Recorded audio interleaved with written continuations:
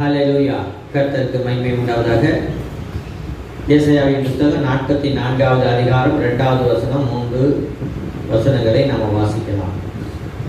உன்னை உண்டாக்கினவரும் தாயின் கர்ப்பத்தில் உன்னை உருவாக்கினவரும் உனக்கு துணை செய்கிறவருமாகிய கர்த்தர் சொல்லுகிறதாவது, என் தாசனாகிய யாக்கோபே, நான் தெரிந்து கொண்ட யெஷூரனே, பயப்படாதே. தாகம் உள்ளவன் மேல் தண்ணீரையும் வறண்ட நிலத்தின் மேல் ஆறுகளையும் ஊற்றுவேன். உன் சந்ததியின் மேல் என் ஆவியையும் உன் சந்தானத்தின் மேல் என் ஆசீர்வாதத்தையும் ஊற்றுவேன். ஆமென், ஆமென், ஹல்லேலூயா.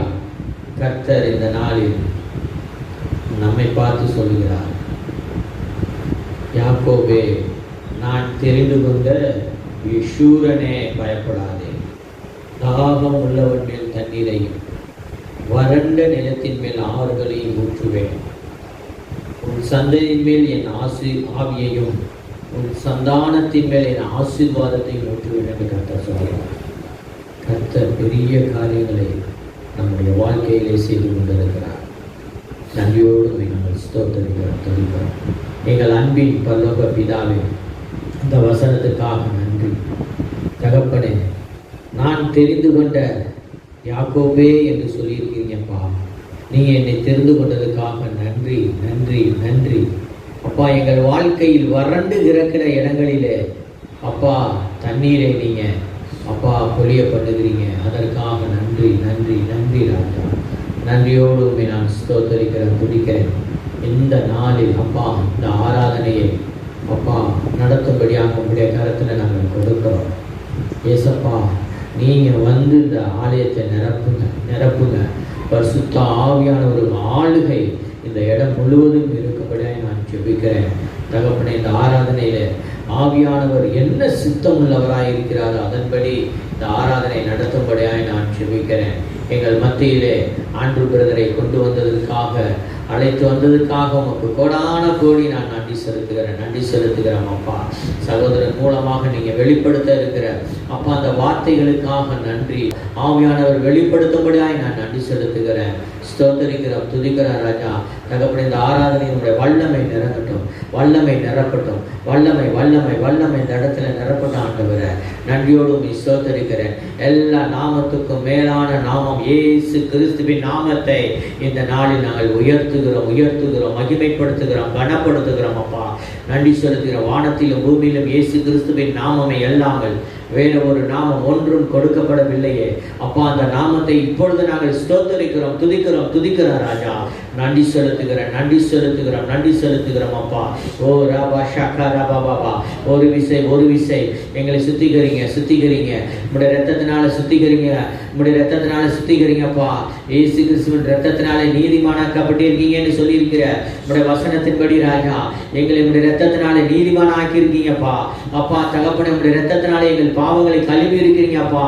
உமக்கு நன்றி. தைரியமாய் கிருபாசன தண்டையில் கொண்டு சேர்க்குகிற இயேசு கிறிஸ்துவின் ரத்தம் அப்பா. இயேசு கிறிஸ்துவின் ரத்தத்தினாலே இந்த நாளில் தைரியமாய் நாங்கள் கிருபாசன தண்டையில் வந்து நிற்கிறோம் அப்பா. உமக்கு நன்றி செலுத்துகிறோம். வானத்தையும் பூமியும் உண்டாக்கினவரே, உண்மை நன்றியோடு நாங்கள் ஸ்தோத்தரிக்கிறோம், துதிக்கிறோம் அப்பா. நன்றி செலுத்துகிறோம் அப்பா. தண்ணீரை திராட்சரசமாக மாற்றினீரே. 5 அப்பத்தையும் 2 மீன்களையும் 5000 பேருக்கு உணவளித்த உன்னதமான தேவனுடைய குமாரனாகிய கிறிஸ்துவே, இந்த நாளில் எங்கள் மத்தியில் நீர் வந்ததற்காக உமக்கு நான் நன்றி செலுத்துகிறோம், ஸ்தோத்தரிக்கிறோம், துதிக்கிறோம் ராஜா. இந்த நேரத்தில் அப்பா தொடர்ந்து உங்களுடைய நாமத்தை மகிமைப்படுத்துகிறோம் அப்பா. இயேசு கிறிஸ்துவின் நாமத்தை நாங்கள் ஸ்தோத்தரிக்கிறோம், துதிக்கிறோம் ராஜா. தகப்பனே, இந்த இடத்துல தேவ தூதர்கள் அப்பா வந்து இந்த இடத்துல அப்பா நடைபோடுகிறதுக்காக நன்றி ராஜா. இந்த இடத்துல யாக்கோபின் ஏணி இந்த இடத்துல வைப்பதற்காக நன்றி. தேவ தூதர்கள் ஏறுகிறவர்களும் இறங்குகிறவருமாய் இருப்பதற்காக நன்றி செலுத்துகிறோம். இங்கே ஏறெடுக்கப்படும் ஜெபங்களுக்கு பதிலை கொண்டு வருவதற்காக நன்றி செலுத்துகிறோம் அப்பா. வந்த ஒவ்வொருவரையும் வருகிறவர்களை ஆசீர்வதிங்கப்பா. எங்கள் பகுதியில் சுற்று வட்டாரத்தில் எத்தனையோ ஆத்துமாக்கள் இன்றும் இயேசு கிறிஸ்துவை அறியாமல் இருக்கிறார்கள் அப்பா. அவர்கள் அழைத்து வரும்படியாக நாங்கள் ஜெபிக்கிறோம் அப்பா. ஜெபிக்கிறோம், ஸ்தோத்தரிக்கிறோம், துதிக்கிறோம் ராஜா. மகிமைப்படுத்துகிறோம், கனப்படுத்துகிறோம், மகிமைப்படுத்துகிற ராஜா. தொடர்ந்து உம்முடைய நாமம் மகிமைப்படட்டும் அப்பா. உம்முடைய நாமம் மகிமைப்படட்டும். அந்த ஒவ்வொருவரையும் ஆசீர்வதிங்க அப்பா. தேவைகள் எல்லாம் நிறைவேற்றுங்க ராஜா. உடல் சுகபலன் ஆரோக்கியத்தை கட்டளையிடுங்கப்பா. கட்டளையிடுங்க ராஜா. நன்றியோடு உம்மை ஸ்தோத்தரிக்கிறேன். இயேசு கிறிஸ்துவின் நாமத்தை நாங்கள் ஸ்தோத்தரிக்கிறோம். நன்றி செலுத்துகிறோம் பிதாவே. உடைய சித்தத்தின்படி எங்களை ஆசீர்வதிங்க. இயேசு கிறிஸ்துவின் நாமத்தில் ஜெபிக்கிறேன் நல்ல பிதாவே. ஆமென். ஹல்லேலூயா. ஓகே, ஸோ பாஸ்டர் ஜெபிக்கிறப்போ ஒரு வார்த்தை சொன்னாங்க, நாம் அவருடைய ரத்தத்தினாலே தைரியமாய் இருவாசன தண்டை நெருங்குகிறோம். இந்த சென்டென்ஸ் அப்படியே சேவ் பண்ணி வச்சுக்கோங்க. நம்ம இன்னைக்கு கொஞ்சம் நினைச்சு பார்ப்போம். ஓகே, ஸோ கர்த்தரை பாடுவது நல்லது. அவர் நமக்கு நன்மை செய்திருக்கிறார். நம்ம வேறு ஒரு பாடலை பாடி அவருடைய நாமத்தை மகிமைப்படுத்தலாம். பழைய பாடல், மாறிடா எம்மானேஸ்வரே, மாறாதவர் அன்பு என்னாலுமே கல்வாரி சிலுவை மீதிலே காணுதே இம்மா அன்பிதே. இயேசுவின் மகா அன்பிதே, அதன் ஆழம் அறியலாகுமோ, இதற்கு இணை ஏதும் வேறில்லையே. இதற்கு இணை ஏதும் வேறில்லையே. ரெண்டு வாட்டி வருது, இதற்கு இணை ஏதும் வேறில்லையே. ஆண்டோடைய அன்புக்கு ஒப்பாக எந்த ஒரு அன்பும் கிடையாது. தாயின் அன்பா இருந்தாலும் தகப்பன் அன்பா இருந்தாலும் எதுவும் அவருடைய அன்புக்கு இடாகாது. ஏன்னா மனுஷங்க எல்லாமே அந்த குழந்தை பிறந்ததுக்கு அப்புறம் தான், அட்லீஸ்ட் உருவானதுக்கு அப்புறம் தான், அப்படி இல்லாட்டி உருவானதுக்கு முன்னாடியே ஒரு சில வருஷங்கள் தான் அவங்க நினைவுக்கு எல்லாம் செய்ய முடியும், அன்பா இருக்க முடியும். ஆனால் ஆண்டவர் உலக தோற்றத்துக்கு முன்னே நம்ம அறிந்திருக்கிறார். நம்ம இந்த நேரத்தில் இந்த காலத்தில் இங்கே எல்லாவற்றையும் முன் அறிந்தவராக இருக்கிறார். அப்போ அநேக வசனத்தில் சொல்லும் பொழுது, ஒரு சிலருக்கு சொல்லும் போது, நான் உன் தாயின் வயிற்றில் நான் முன்படுத்தேன் அப்படின்னு சொல்லியிருக்காரு. இன்னும் அவங்க சொல்லும் பொழுது, நான் உலக தோற்றத்துக்கு முன்னே உங்களை தெரிந்து கொண்டேன் அப்படின்னு அவங்க சொல்லியிருக்காரு. அப்போ அவருடைய அன்புக்கு வேறு எந்த மேடாகாது. இந்த பாடக்கூட மகிழ்ச்சியோடு நான் பாடுறேன்.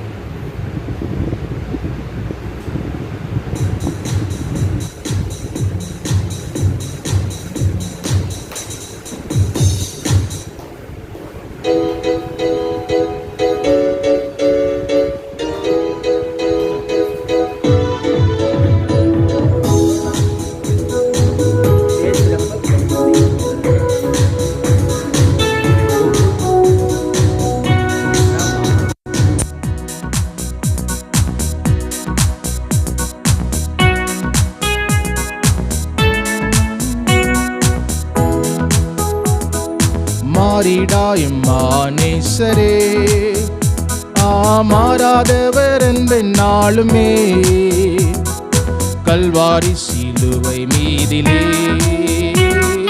காணுதே இம்மான்பிதே.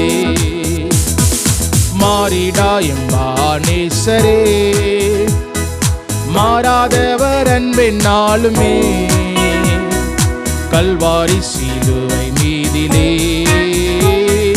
காணுதே இம்மான்பிதே. இயேசுவின் மகா அன்பிதே, அதன் ஆழம் அறியலாகுமோ, இதற்கின ஏதும் வேறில்லையே. ஏதும் வேறில்லையே. இயேசுவின் மகா அன்பிதே, அதன் ஆழம் அறியலாகுமோ, இதற்கின ஏதும் வேறில்லையே. ஏதும் வேறில்லையே. பாவியாக இருக்கையிலே பாரில் உன்னை தேடி வந்தாரே, நீசன் என்று உன்னை தள்ளாமலே நீசனாக மாற்றிடவே. பாவியாக இருக்கையிலே அன்பாய் பாரில் உன்னை தேடி வந்தாரே, நீசன் என்று உன்னை தள்ளாமலே நீசனாக மாற்றிடவே. இயேசுவின் மகா அன்பிதே, அதன் ஆழம் அறியலாகுமோ, இதற்கின ஏதும் வேறில்லையே. ஏதும் வேறில்லையே.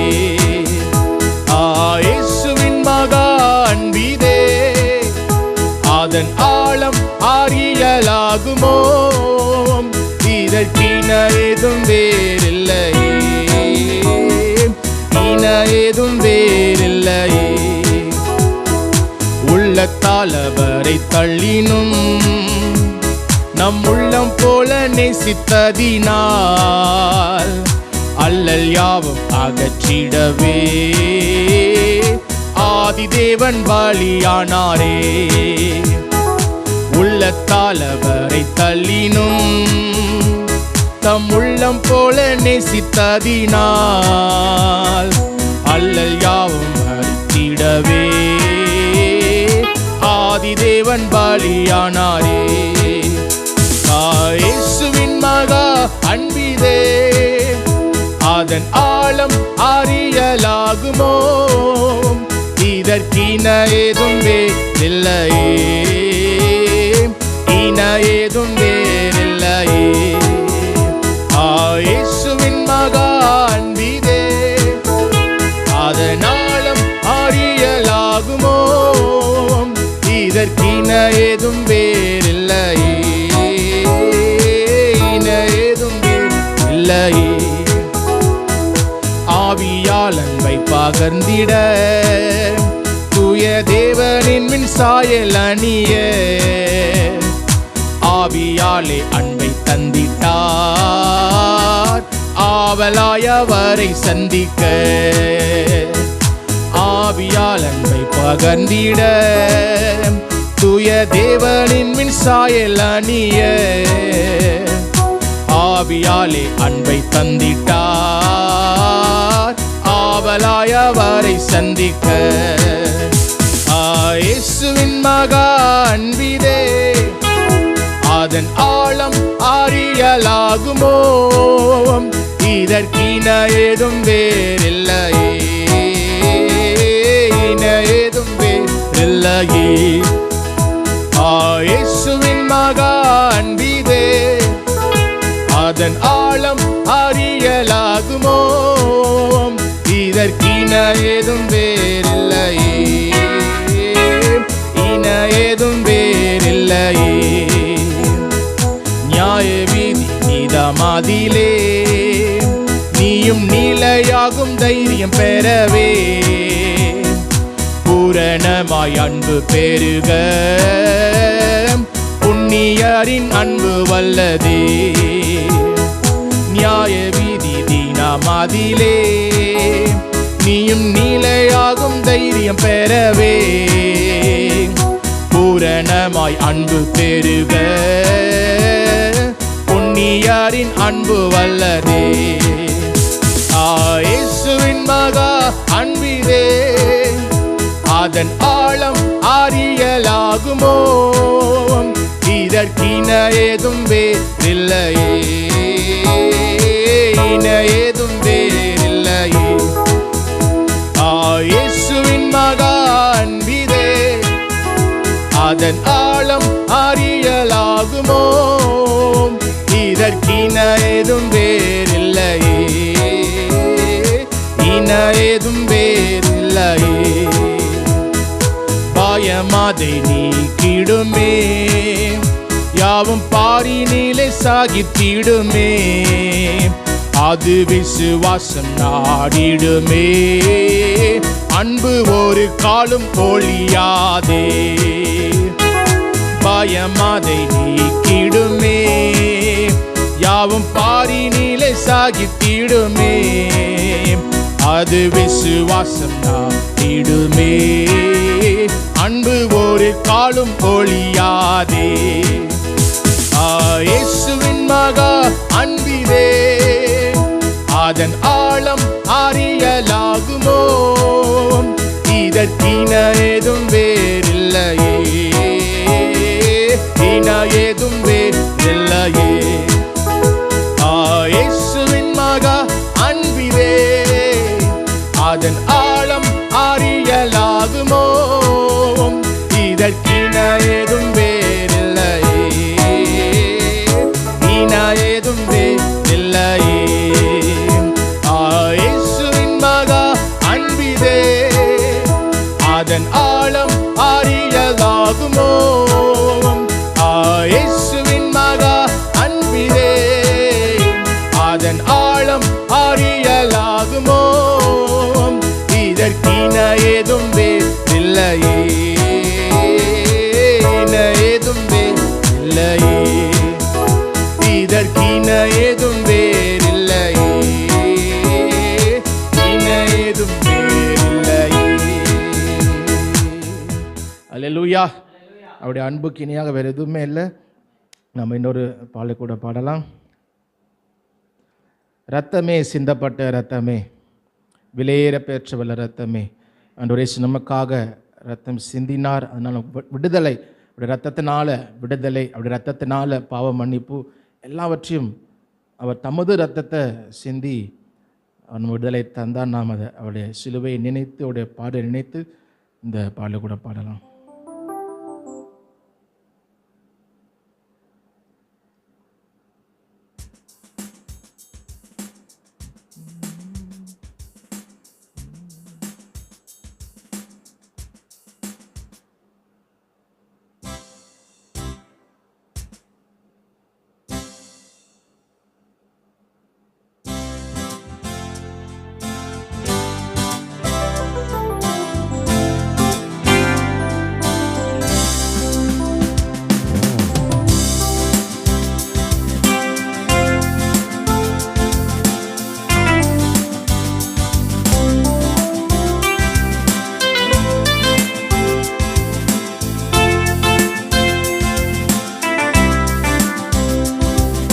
இரத்தமே சிந்தப்பட்ட இரத்தமே, விலையேற பெற்ற வல்ல இரத்தமே, இயேசு கிறிஸ்துவின் இரத்தமே, எனக்கு விலையாக சிந்தப்பட்டதே.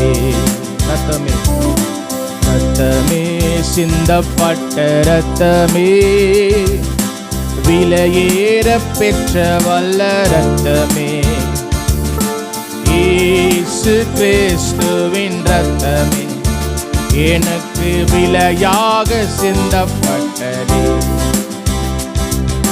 இரத்தமே சிந்தப்பட்ட இரத்தமே, விலையேற பெற்ற இரத்தமே, இரத்தமே சிந்தப்பட்ட இரத்தமே, விலையாக சிந்தப்பட்டதே. இரத்தமே சிந்தப்பட்ட இரத்தமே, விலையேற பெற்ற இரத்தமே,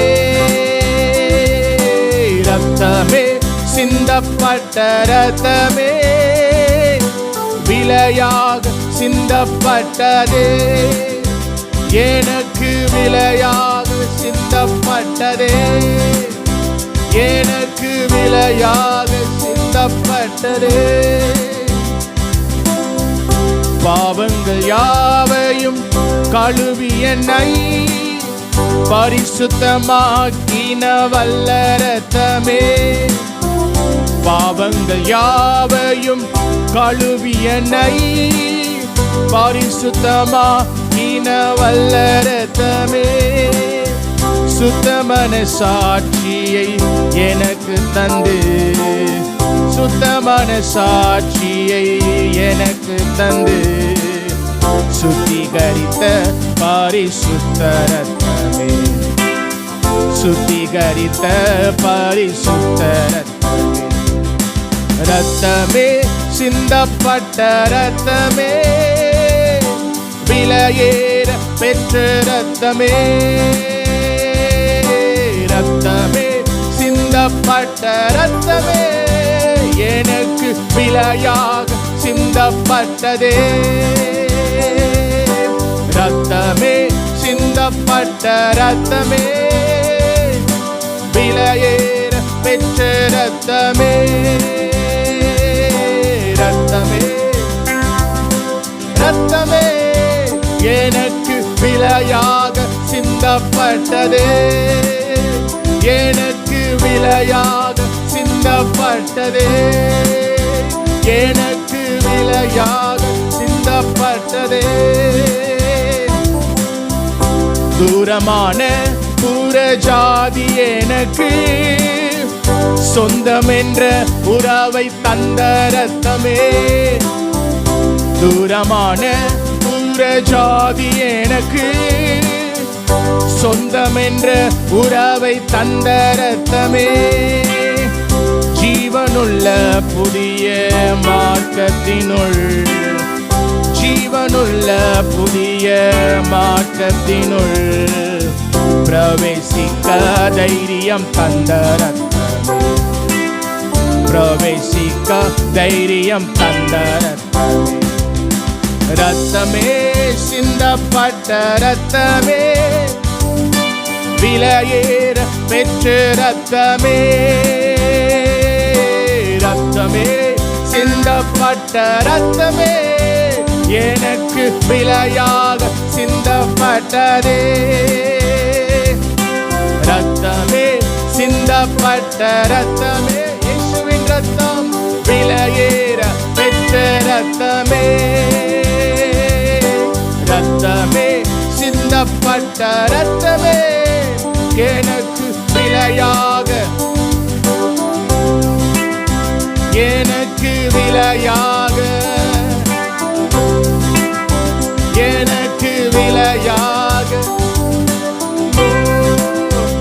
எனக்கு விலையாக சிந்தப்பட்டதே, நித்திய மீட்பை, நித்திய மீட்பை எனக்கு தர, எதிர்க்கும் சாத்தான் மேல் ஜெயம் பெற, நித்திய மீட்பை எனக்கு தர, எதிர்க்கும் சாத்தான் மேல் ஜெயம் பெற, நன்மைகள் எனக்காய் பேசுகிற, நன்மைகள் எனக்காய் பேசுகிற, தெளிக்கப்படும் பரிசுத்த ரத்தமே, தெளிக்கப்படும் பரிசுத்த ரத்தமே, ரத்தமே சிந்தப்பட்ட ரத்தமே, விலையேற பெற்ற ரத்தமே, இயேசுவின் ரத்தம், ரத்தமே சிந்தப்பட்ட ரத்தமே, எனக்கு விலையாக சிந்தப்பட்டதே, ரத்தமே சிந்தப்பட்ட ரத்தமே, விலையேற பெற்ற ரத்தமே, ரத்தமே சிந்தப்பட்ட ரத்தமே, எனக்கு விலையாக, ஓ எனக்காக சிந்தப்பட்டதே, இயேசுவின் ரத்தம் எனக்காக, பாவமில்லாத ரத்தம் எனக்காக சிந்தப்பட்டதே, எனக்காக, ரத்தமே சிந்தப்பட்ட ரத்தமே, விலையேற பெற்ற ரத்தமே, ரத்தமே இயேசுவின் ரத்தமே, ஓ எனக்காக சிந்தப்பட்டதே, எனக்கு விலையாக, எனக்கு விலையாக, இயேசுவின் ரத்தம் எனக்காக, பாவம் அறியாதவர் எனக்காக, எனக்காக சிந்தப்பட்டதே, பரிசுத்த ரத்தம் எனக்காக, ஓ எனக்காக, ஓ எனக்காக சிந்தப்பட்டதே, குருசை நோக்கி பார்க்க எனக்கு, குருசை நோக்கி பார்க்க எனக்கு, உரிய பெருமைகள் யாவும் அற்பமே, உரிய பெருமைகள் யாவும் அற்பமே, தெந்தைக்கு கிறிஸ்தேசு ராஜா உந்தன் சிலுவையின் மேன்மை, உந்தன் சிலுவையின் மேன்மை, வெந்தைக்கு கிறிஸ்தேசு ராஜா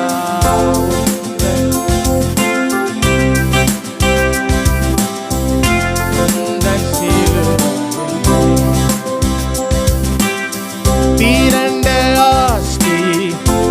உயர்ந்த கல்வி செல்வாக்குகள் இருப்பினும் திரண்ட ஆஸ்தி உயர்ந்த கல்வி செல்வாக்கு குருசை நோக்கி பார்க்க எனக்கு குருசை நோக்கி பார்க்க எனக்கு உரிய பெருமைகள் யாவும் அற்பமே உரிய பெருமைகள் யாவும் குருசை நோக்கி பார்க்க எனக்கு குருசை நோக்கி பார்க்க எனக்கு குருசை நோக்கி பார்க்க எனக்கு குருசை நோக்கி பார்க்க எனக்கு உரிய பெருமைகள் யாவும் அற்பமே உரிய பெருமைகள் யாவும் அற்பமே வெந்தை கிறிஸ்தே சுராஜா உந்தன் சிலுவை என் மேன்மை உந்தன் சிலுவை குருசை நோக்கி பார்க்க எனக்கு குருசை நோக்கி பார்க்க எனக்கு குருசை நோக்கி பார்க்க எனக்கு குருசை நோக்கி மண்ணாயிதை போன்ற காட்சி மண்ணாயிதை போன்ற காட்சி எந்நாளிலுமே எங்கும் காணே எந்நாளிலுமே எங்கும் காணே மண்ணாயிதை போன்ற காட்சி மண்ணாயிதை போன்ற காட்சி மண்ணாயிதை போன்ற காட்சி மண்ணாயிதை போன்ற காட்சி எந்நாளிலுமே எங்கும் காணே எந்நாளிலுமே எங்கும் காணே வெந்தைக்கு கிறிஸ்தே சுராஜா உந்தன் சிலுவை மேன்மை உந்தன் வெந்தைக்கு கிறிஸ்தே சுராஜா உந்தன் சிலுவை என் மேன்மை இயேசுவே உந்தன் குருசை நோக்கி பார்க்க எனக்கு குருசை நோக்கி குருசை நோக்கி பார்க்க எனக்கு குருசை நோக்கி பார்க்க உரிய பெருமை உரிய பெருமைகள் யாவும் அற்பமே உரிய பெருமை யாவும் அற்பமே உரிய பெருமைகள் யாவும் அற்பமே விந்தைக்கு கிறிஸ்தே சுராஜா உந்தன் சிலுவை உந்தன் சிலுவை விந்தைக்கு கிறிஸ்தே சுராஜா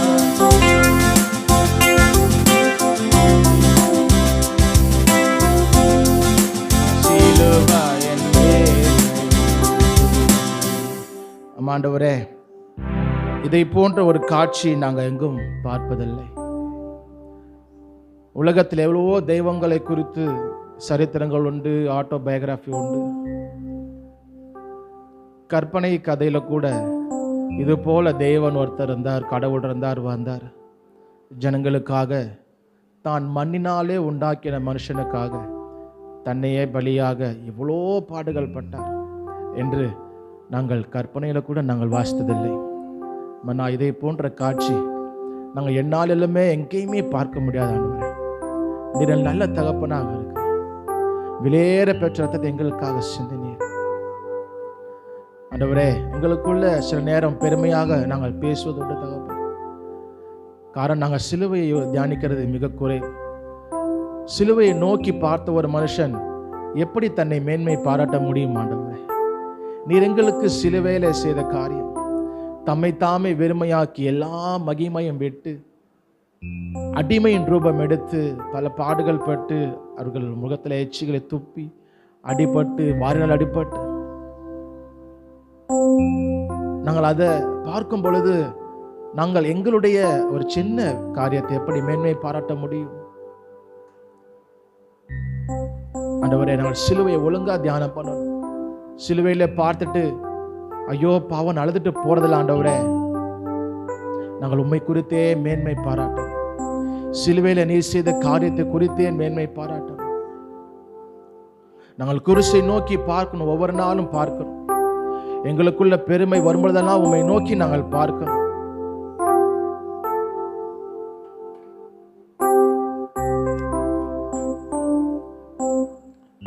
குருசை நோக்கி பார்க்க எனக்கு, குருசை நோக்கி பார்க்க எனக்கு உரிய பெருமைகள் யாவும் அற்பமே, உரிய பெருமைகள் யாவும்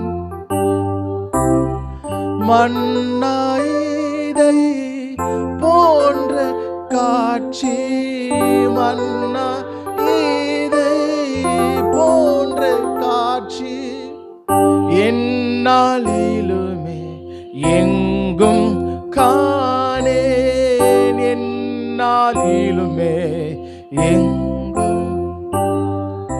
சிலுவையை பற்றின உபதேசம் அது கெட்டு போகிறவர்களுக்கு பைத்தியமாக தான் தோன்றும். ஆனால் ரட்சிக்கப்படுகிற நமக்கோ அதனுடைய அருமை தெரியும். அது தேவ பலனாக இருக்கிறது. இன்றைக்கும் அநேகர் ரட்சிக்கப்படாத ஜனங்கள் இந்த இயேசுவின் சிலுவை மரணத்தை கேள்விப்படும் பொழுது என்னப்பா அப்படின்னு சிரிப்பாங்க, ஏளனம் செய்வாங்க. கடவுள் இருந்தாராம், வந்து அவர் பேர் செத்து போயிட்டாராம், ஆஹான்னு சிரிப்பாங்க. அவங்களுக்கு தெரியாது, பைத்தியமாக தான் தோன்றும். அவங்க என்னைக்கு ரட்சிக்கப்படுகிறாங்களோ அன்னைக்கு அந்த சிலுவையின் மேன்மை அவங்களுக்கு புரியும். சிலுவை பற்றின உபதேசம் கெட்டு போகிறவர்களுக்கு அது பைத்தியமாக தான் இருக்கும். ஆனா அந்த அன்பை அறிந்து கொண்டவன் மறுபடியும் பிறந்தவனுக்கு அதுதான் தேவ பலன். எனக்காக அவர் மரித்திருக்க, எனக்காக எல்லாவற்றையும் செய்வார். தேவன் தம்முடைய ஒரே பெண்ணுக்குமார் நமக்காக தந்திருக்கும் பொழுது அவரோடு கூட மற்ற எல்லாவற்றையும் அல்லாதிருப்பது எப்படி? அப்ப எல்லா சூழ்நிலையிலும் அவர் இருக்கிறார், எனக்காக இவ்வளவு செஞ்சிருக்கிறார், இதை செய்ய மாட்டாரா, என்னை தாங்க மாட்டாரா, நடத்த மாட்டாரா அப்படின்னு அந்த விசுவாசம் தைரியம் நமக்கு எங்க? சிலுவையில வருது. ரட்சிக்கப்பட நமக்கு அதுதான் பலன். எனக்கு ஒரு ரட்சிப்பு உண்டு, எனக்கு நித்திய ஜீவன் நம்பிக்கை உண்டு, ரட்சிப்பின் நிச்சயம் உண்டு. எப்படி? அவர் சிலுவையில் எனக்காக என்னுடைய பாவத்துக்காக மரித்து விட்டார். நம்முடைய உள்ளத்துல ரட்சிப்பு சமாதானம் உண்டு, புது மறுபடியும் பிறந்த அனுபவம் உண்டு, பரிசுத்த ஆவியான நமக்குள்ள இருக்கிறார். அதுதான் நம்முடைய பலன். சிலுவை பற்றின உபதேசம் தான் நமக்கு பலன். ஆண்டவரே, அந்த பலன் எங்களுக்குள்ள பெருகட்டினால் இன்னும் பலன் அடையணும், பலத்தின் மேல் பலன் அடையணும். ஹல்லேலூயா, உம்மை துதிக்கிறோம், உயர்த்துகிறோம். எங்களுக்காக ரத்தம் சிந்தப்பட்டது ஆண்டவரே, எங்களுக்காக அந்த விலையேறப்பட்ட ரத்தம் சிந்தப்பட்டது, எங்களுக்கு விலையாக சிந்தப்பட்டதே. உடைய ரத்தம் எங்களுக்காக சிந்தி ஆண்டவரே, நான் கிருபாசனத்தை தைரியமாய் நெருங்க செய்தி. ஓ, திரைச்சீலையை கிழித்து ஆண்டவரே எங்களை உள்ளே சேர்த்து கொண்டீரே, உடைய பிள்ளையாக மாற்றினீர். அப்பா என்று கூப்பிடுற புத்திர சிவகாரத்தை எங்களுக்கு தந்தீர். ஹல்லேலூயா.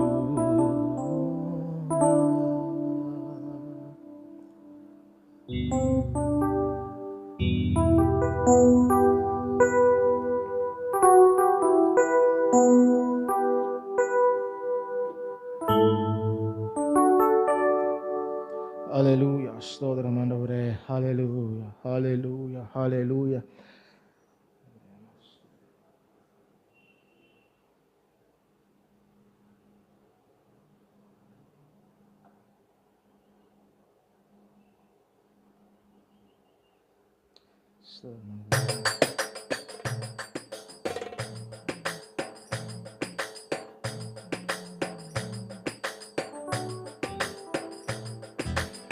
ஆண்டவரே, உம்முடைய பிள்ளையாக எங்களை மாற்றினீர்.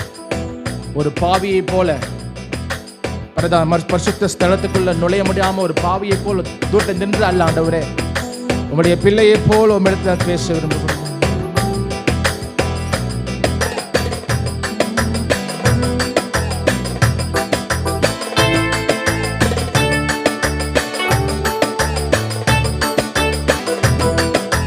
பாவியை போல தூரத்தில் நின்று பார்த்திட விரும்பவில்லை, பிள்ளையை போல உம்மிடம் வந்து பேசிட விரும்புகிறேன். ஒரு பாவியை போல தூரத்தில் நின்று பார்த்திட விரும்பவில்லை, உம் பிள்ளையை போல உம்மிடம் வந்து பேசிட விரும்புகிறேன். ஒரு பாவியை போல தூரத்தில் நின்று பார்த்திட விரும்பவில்லை, பிள்ளையை போல உம்மிடம் வந்து பேசிட விரும்புகிறேன். ஒரு பாவியை போல தூரத்தில் நின்று பார்த்திட விரும்பவில்லை, உம் பிள்ளையை போல உம்மிடம் வந்து பேசிட விரும்புகிறேன்.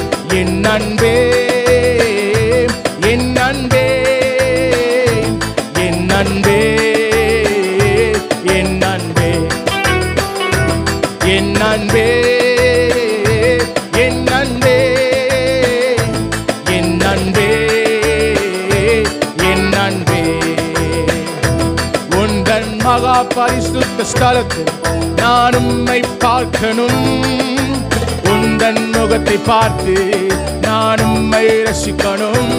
உந்தன் மகா பரிசுத்த ஸ்தலத்தில் நான் உம்மை பார்க்கணும், உந்தன் முகத்தை பார்த்து நான் உம்மை ரசிக்கணும்.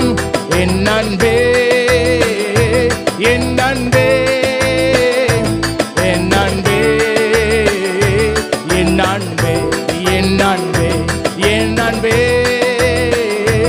என் அன்பே, என் அன்பே, என் அன்பே.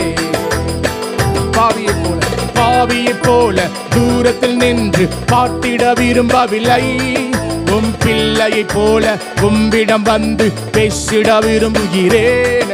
ஒரு பாவியை போல தூரத்தில் நின்று பார்த்திட விரும்பவில்லை, உம் பிள்ளையை போல உம்மிடம் வந்து பேசிட விரும்புகிறேன். ஒரு பாவியை போல தூரத்தில் நின்று பார்த்திட விரும்பவில்லை, பிள்ளையை போல உம்மிடம் வந்து பேசிட விரும்புகிறேன். என் அன்பே, என் அன்பே, என் அன்பே, என் அன்பே, என் அன்பே,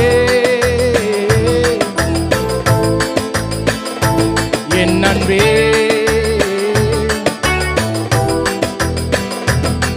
நீர் வெறுத்திடும் எல்லா காரியம் விட்டு முற்றும் விலகிடுவேன்.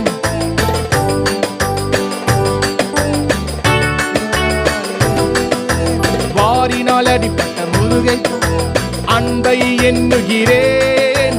துரோகியாயிருந்த என்னையும் மீட்ட அன்பை பாடுகிறேன். வாரினால் அடிப்பட்டு முள்முடி சுமந்த அன்பை எண்ணுகிறேன். துரோகியாயிருந்த என்னையும் நேசித்த அன்பை பாடுகிறேன். வாரினால் அடிப்பட்டு முள்முடி சுமந்த அன்பை எண்ணுகிறேன். துரோகியாயிருந்த என்னையும் நேசித்த அன்பை பாடுகிறேன். வாரினால் அடிப்பட்டு முள்முடி சுமந்த அன்பை எண்ணுகிறேன். துரோகியாயிருந்த என்னையும் நேசித்த அன்பை பாடுகிறேன். என் அன்பே, என் அன்பே, என் அன்பே, என் அன்பே, என் அன்பே, என் அன்பே, என் அன்பே, என் அன்பே, என் அன்பே, என் அன்பே, என் அன்பே, என் அன்பே, என் அன்பே, என் அன்பே. ஆண்டவரே, பிள்ளையாக இடத்துல அங்கே வந்து பேசுகிறோம். அந்த அன்பில் ஐக்கியத்தில் நாங்கள் வளரணும். ஆண்டவரே, பாவியான் எங்களை நீ நேசித்தீங்க, கிருபையினால் ரட்சித்தீர். இது உடைய கிரியினால் உண்டானது அல்ல ஆண்டவரே, உடைய கிருபை. நீர் எங்களுக்கு தயவாய் பாராட்டின கிருபை, உடைய கிருபையினால் ரட்சித்து உண்மை உயர்த்துகிறோம். நன்றி செலுத்துவோம். தொடர்ந்து நீங்கள் பேசுங்க. நீர் ஒருவரே பார்த்தீரர். எல்லா துதிக்கிற மகிமை எல்லாம் ரட்சகர் நாமத்தினாலே உமக்கே எடுக்கிறோம் நல்ல தகப்பனே. ஆமேன், ஆமேன், ஆமேன். உட்காருவோம். அல்லேலூயா. கர்த்தர் நல்லவர். எந்த ஒரு கூடுகையில் நான் போனாலுமே, அது எந்த ஜெபமாக இருந்தாலும் சரி, அது எந்த ஒரு சபை கூடி வருதலாக இருந்தாலும் சரி, அது துவக்கத்துலேருந்து முடிவு வரைக்குமே அது மற்றவங்க பேசும் பொழுதும், மற்றவங்க ஜெபிக்கும் பொழுதும், இல்லை நான் ஜெபிக்கும் பொழுதும், பாடும் பொழுதுமே, நான் பேசும் பொழுதுமே ஒரு கவனம் எப்போதுமே இருக்கும். ஆண்டவர் என்ன சொல்கிறாரு, எதை வலியுறுத்தாரு. ஒரு சில நேரத்தில் 3-4 தடவை ரிப்பீட் பண்ணுவார். எனக்கு தெரியாமல் நானே சொல்லியிருப்பேன், இல்லை மற்ற யாரையாவது ஜெபிக்கும் பொழுதோ பேசும் பொழுதோ அதே அந்த வசனங்களையோ அந்த வார்த்தையிலோ சொல்லுவாங்க. எப்போதுமே அதை மைண்டில் வச்சுருப்பேன். இன்றைக்கி நம்ம பாடல் பாடும் பொழுது மாறிடாய் மானேசரே அதில் பாடும் பொழுதும், பாவியாக நம்ம இருந்து நம்மை நீசன் என்று என்னை தள்ளாமலே நேசனாக மாற்றினீரே. அதுபோல் இந்த கடைசியாக பாடின பாடலும், பாவியை போல வாரினால் அடிபட்டு முள்முடி சுமந்த அன்பை எண்ணுகிறேன், துரோகியாய் வாழ்ந்து என்னையும் நேசித்த அன்பை பாடுகிறேன். ஆண்டவர் நம்ம ரட்சித்ததற்கு நான் இதை செஞ்சேன், ஏன் மற்றவங்களை ரட்சிக்கல, என்னை ரட்சித்தார் அப்படின்றதுக்கு ஏதாவது ஒரு பாயிண்ட் சொல்ல முடியுமானோ ஒன்றும் சொல்ல முடியாது. அவருடைய கிருபை தான். நம்மளோட பரிசுத்தமாக எவ்வளோ பேர் இருக்கிறாங்க, நம்ம விட இன்னும் நல்ல எவ்வளோ பேர் இருக்கிறாங்க, நம்ம விட இன்னும் நன்மை செய்கிறவங்க கொடுக்குறவங்க எவ்வளோ பேர் இருக்கிறாங்க. ஒரு சிலர் உலகத்துலையும் பார்க்குறோம் இல்லையா, ஒரு சிலர்லாம் தங்களுடைய சொத்துக்கள்லாம் விற்று ஏழை கொடுத்தவங்க இருக்கிறாங்க, எவ்வளவோ நன்மை செய்தவங்க இருக்கிறாங்க. ஆனாலும் ஆண்டவர் நம்ம ரட்சித்ததற்கு காரணம் என்ன? கிருபை தான். இது நம்மளால் உண்டானது அல்ல. துரோகியாய் பாவியாக இருந்தாலும் ஆண்டவர் நம்ம அவருடைய அன்பினால் ரட்சித்தார். அதை நம்ம எப்பொழுதும் நம்ம நினைவு கூறணும். நான் ஆரம்பத்திலே சொன்னது போல் பாஸ்டர் வார்த்தை சொன்னாங்க, நாம் அவருடைய இரத்தத்தினாலே தைரியமாய் கிருபாசன தண்டை நெருங்குகிறோம். இப்படி மைண்டில் வச்சுக்கோங்க. தொடர்ந்து பார்க்குற பார்ப்போம். ஓகே, இன்றைக்கி நம்ம வசனத்தை தியானம் பண்ணலாம். மத்தேயு எழுதின சுவிசேஷம் 27ஆம் அதிகாரம் 51ஆம் வசனம். மத்தேயு 27:51. அப்பொழுது தேவாலயத்தின் திரைச்சீலை மேல் தொடங்கி கீழ் வரைக்கும் 2ஆக கிழிந்தது, பூமியும் அதிர்ந்தது, கண்மலைகளும் பிளந்தது. ஆமென். இந்த வசனத்தில் வாசிக்கிறோம், தேவாலயத்தின் திரைச்சீலை மேல் தொடங்கி கீழ் வரைக்கும் 2ஆக கிழிந்தது. ஏன் கிழிஞ்சிச்சு? கிழிச்சிச்சா இல்லை ஆண்டவர் கிழிச்சாரா? கேள்வி. அதுவா கிழிஞ்சிருச்சு? ஆண்டவர் தான் கிழிச்சார். ஏன் கிழிச்சார்? அதுக்கு அதோட அர்த்தம் என்ன? அதை போய் கிழிக்கணும். பூகம்பம் வந்துச்சு, மற்ற விஷயங்கள் நடந்தது, அது பேசாமல் துணி கறந்துட்டு போகுது, ஏன் போய் அந்த துணியை ஆண்டவர் கிழிக்கணும்?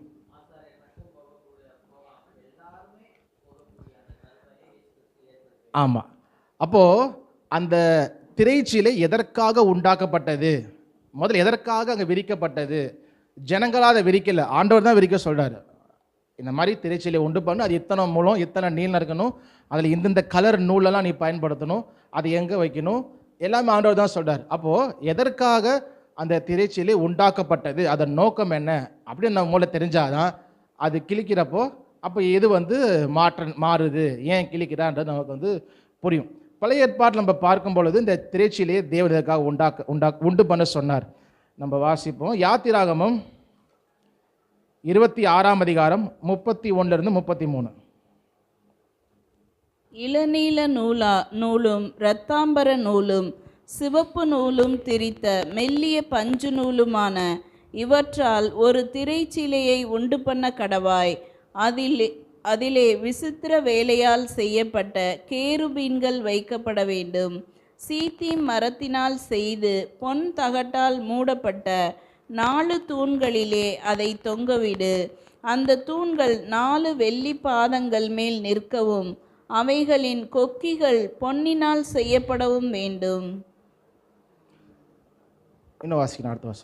கொக்கிகளின் கீழே அந்த திரைச்சீலையை தொங்கவிட்டு சாட்சி பெட்டியை அங்கே திரைக்குள்ளாக வைக்க கடவாய். அந்த திரைச்சீலை பரிசுத்த ஸ்தலத்திற்கும் மகா பரிசுத்த ஸ்தலத்திற்கும் பிரிவை உண்டாக்கும். இன்னொரு வசனம் கூட புதிய ஏற்பாட்டில் வாசிக்கலாம். எபிரேயருக்கு எழுதின நிருபம் 9ஆம் அதிகாரம் முதல் 7 வசனங்கள். எபிரேயர் 9ஆம் அதிகாரம் முதல் 7 வசனங்கள். அன்றியும் முதலாம் உடன்படிக்கையானது ஆராதனைக்கேற்ற முறைமைகளும் பூமிக்குரிய பரிசுத்த ஸ்தலமும் உடையதாயிருந்தது. எப்படியெனில் ஒரு கூடாரம் உண்டாக்கப்பட்டிருந்தது. அதன் முந்தின பாகத்தில் குத்துவிளக்கும் மேஜையும் தேவ சமூக தப்பங்களும் இருந்தன. அது பரிசுத்த ஸ்தலம் என்னப்படும். இரண்டாம் திரைக்குள்ளே மகா பரிசுத்த ஸ்தலம் என்னப்பட்ட கூடாரம் இருந்தது. அதிலே பொன்னார் செய்த தூப கலசமும் முழுவதும் பொற்தகடு பொதித்திருக்கப்பட்ட உடன்படிக்கை பெட்டியும் இருந்தன. அந்த பெட்டியிலே மன்னா வைக்கப்பட்ட பொற்பாத்திரமும் ஆரோனுடைய தளிர்த்த கோலும் உடன்படிக்கையின் கற்பலகைகளும் இருந்தன. அதற்கு மேலே மகிமையுள்ள கேருபீன்கள் வைக்கப்பட்டு கிருபாசனத்தை நிழலிட்டிருந்தன. இவைகளை குறித்து விவரமாய் பேச இப்பொழுது சமயமில்லை. இவைகள் இவ்விதமாய் ஆயத்தமாக்கப்பட்டிருக்க ஆசாரியர்கள் ஆராதனை முறைமைகளை நிறைவேற்றும்படிக்கு முதலாம் கூடாரத்திலே நித்தமும் பிரவேசிப்பார்கள். இரண்டாம் கூடாரத்திலே பிரதான ஆசாரியன் மாத்திரம் வருஷத்திற்கு ஒரு தரம் இரத்தத்தோடே பிரவேசித்து அந்த இரத்தத்தை தனக்காகவும் ஜனங்களுடைய தப்பிதங்களுக்காகவும் செலுத்துவான். போதும். ஸோ இந்த 2 பகுதிகளும் ஆசரிப்பு கூடாரம், ஏன்னா அங்கே தான் அந்த திரைச்சீலை இருந்தது. தேவாலயத்தில் சொல்லும்போது ஆசரிப்பு கூடாரம் தான் பின்னாடி தேவாலயம் அப்படின்ற வார்த்தை வந்தது. அப்போ ஆசரிப்பு கூடாரம் அதில் 3 காரியம் இருந்தது. முதலாவது வெராண்டான்னு பிரகாரம், ஓப்பன் ஸ்பேஸ் மாதிரி இருக்கும். அதில் எல்லாருமே வரலாம், எல்லா ஜனங்களும் வரலாம். பலி செலுத்தாங்க தான் வருவாங்க.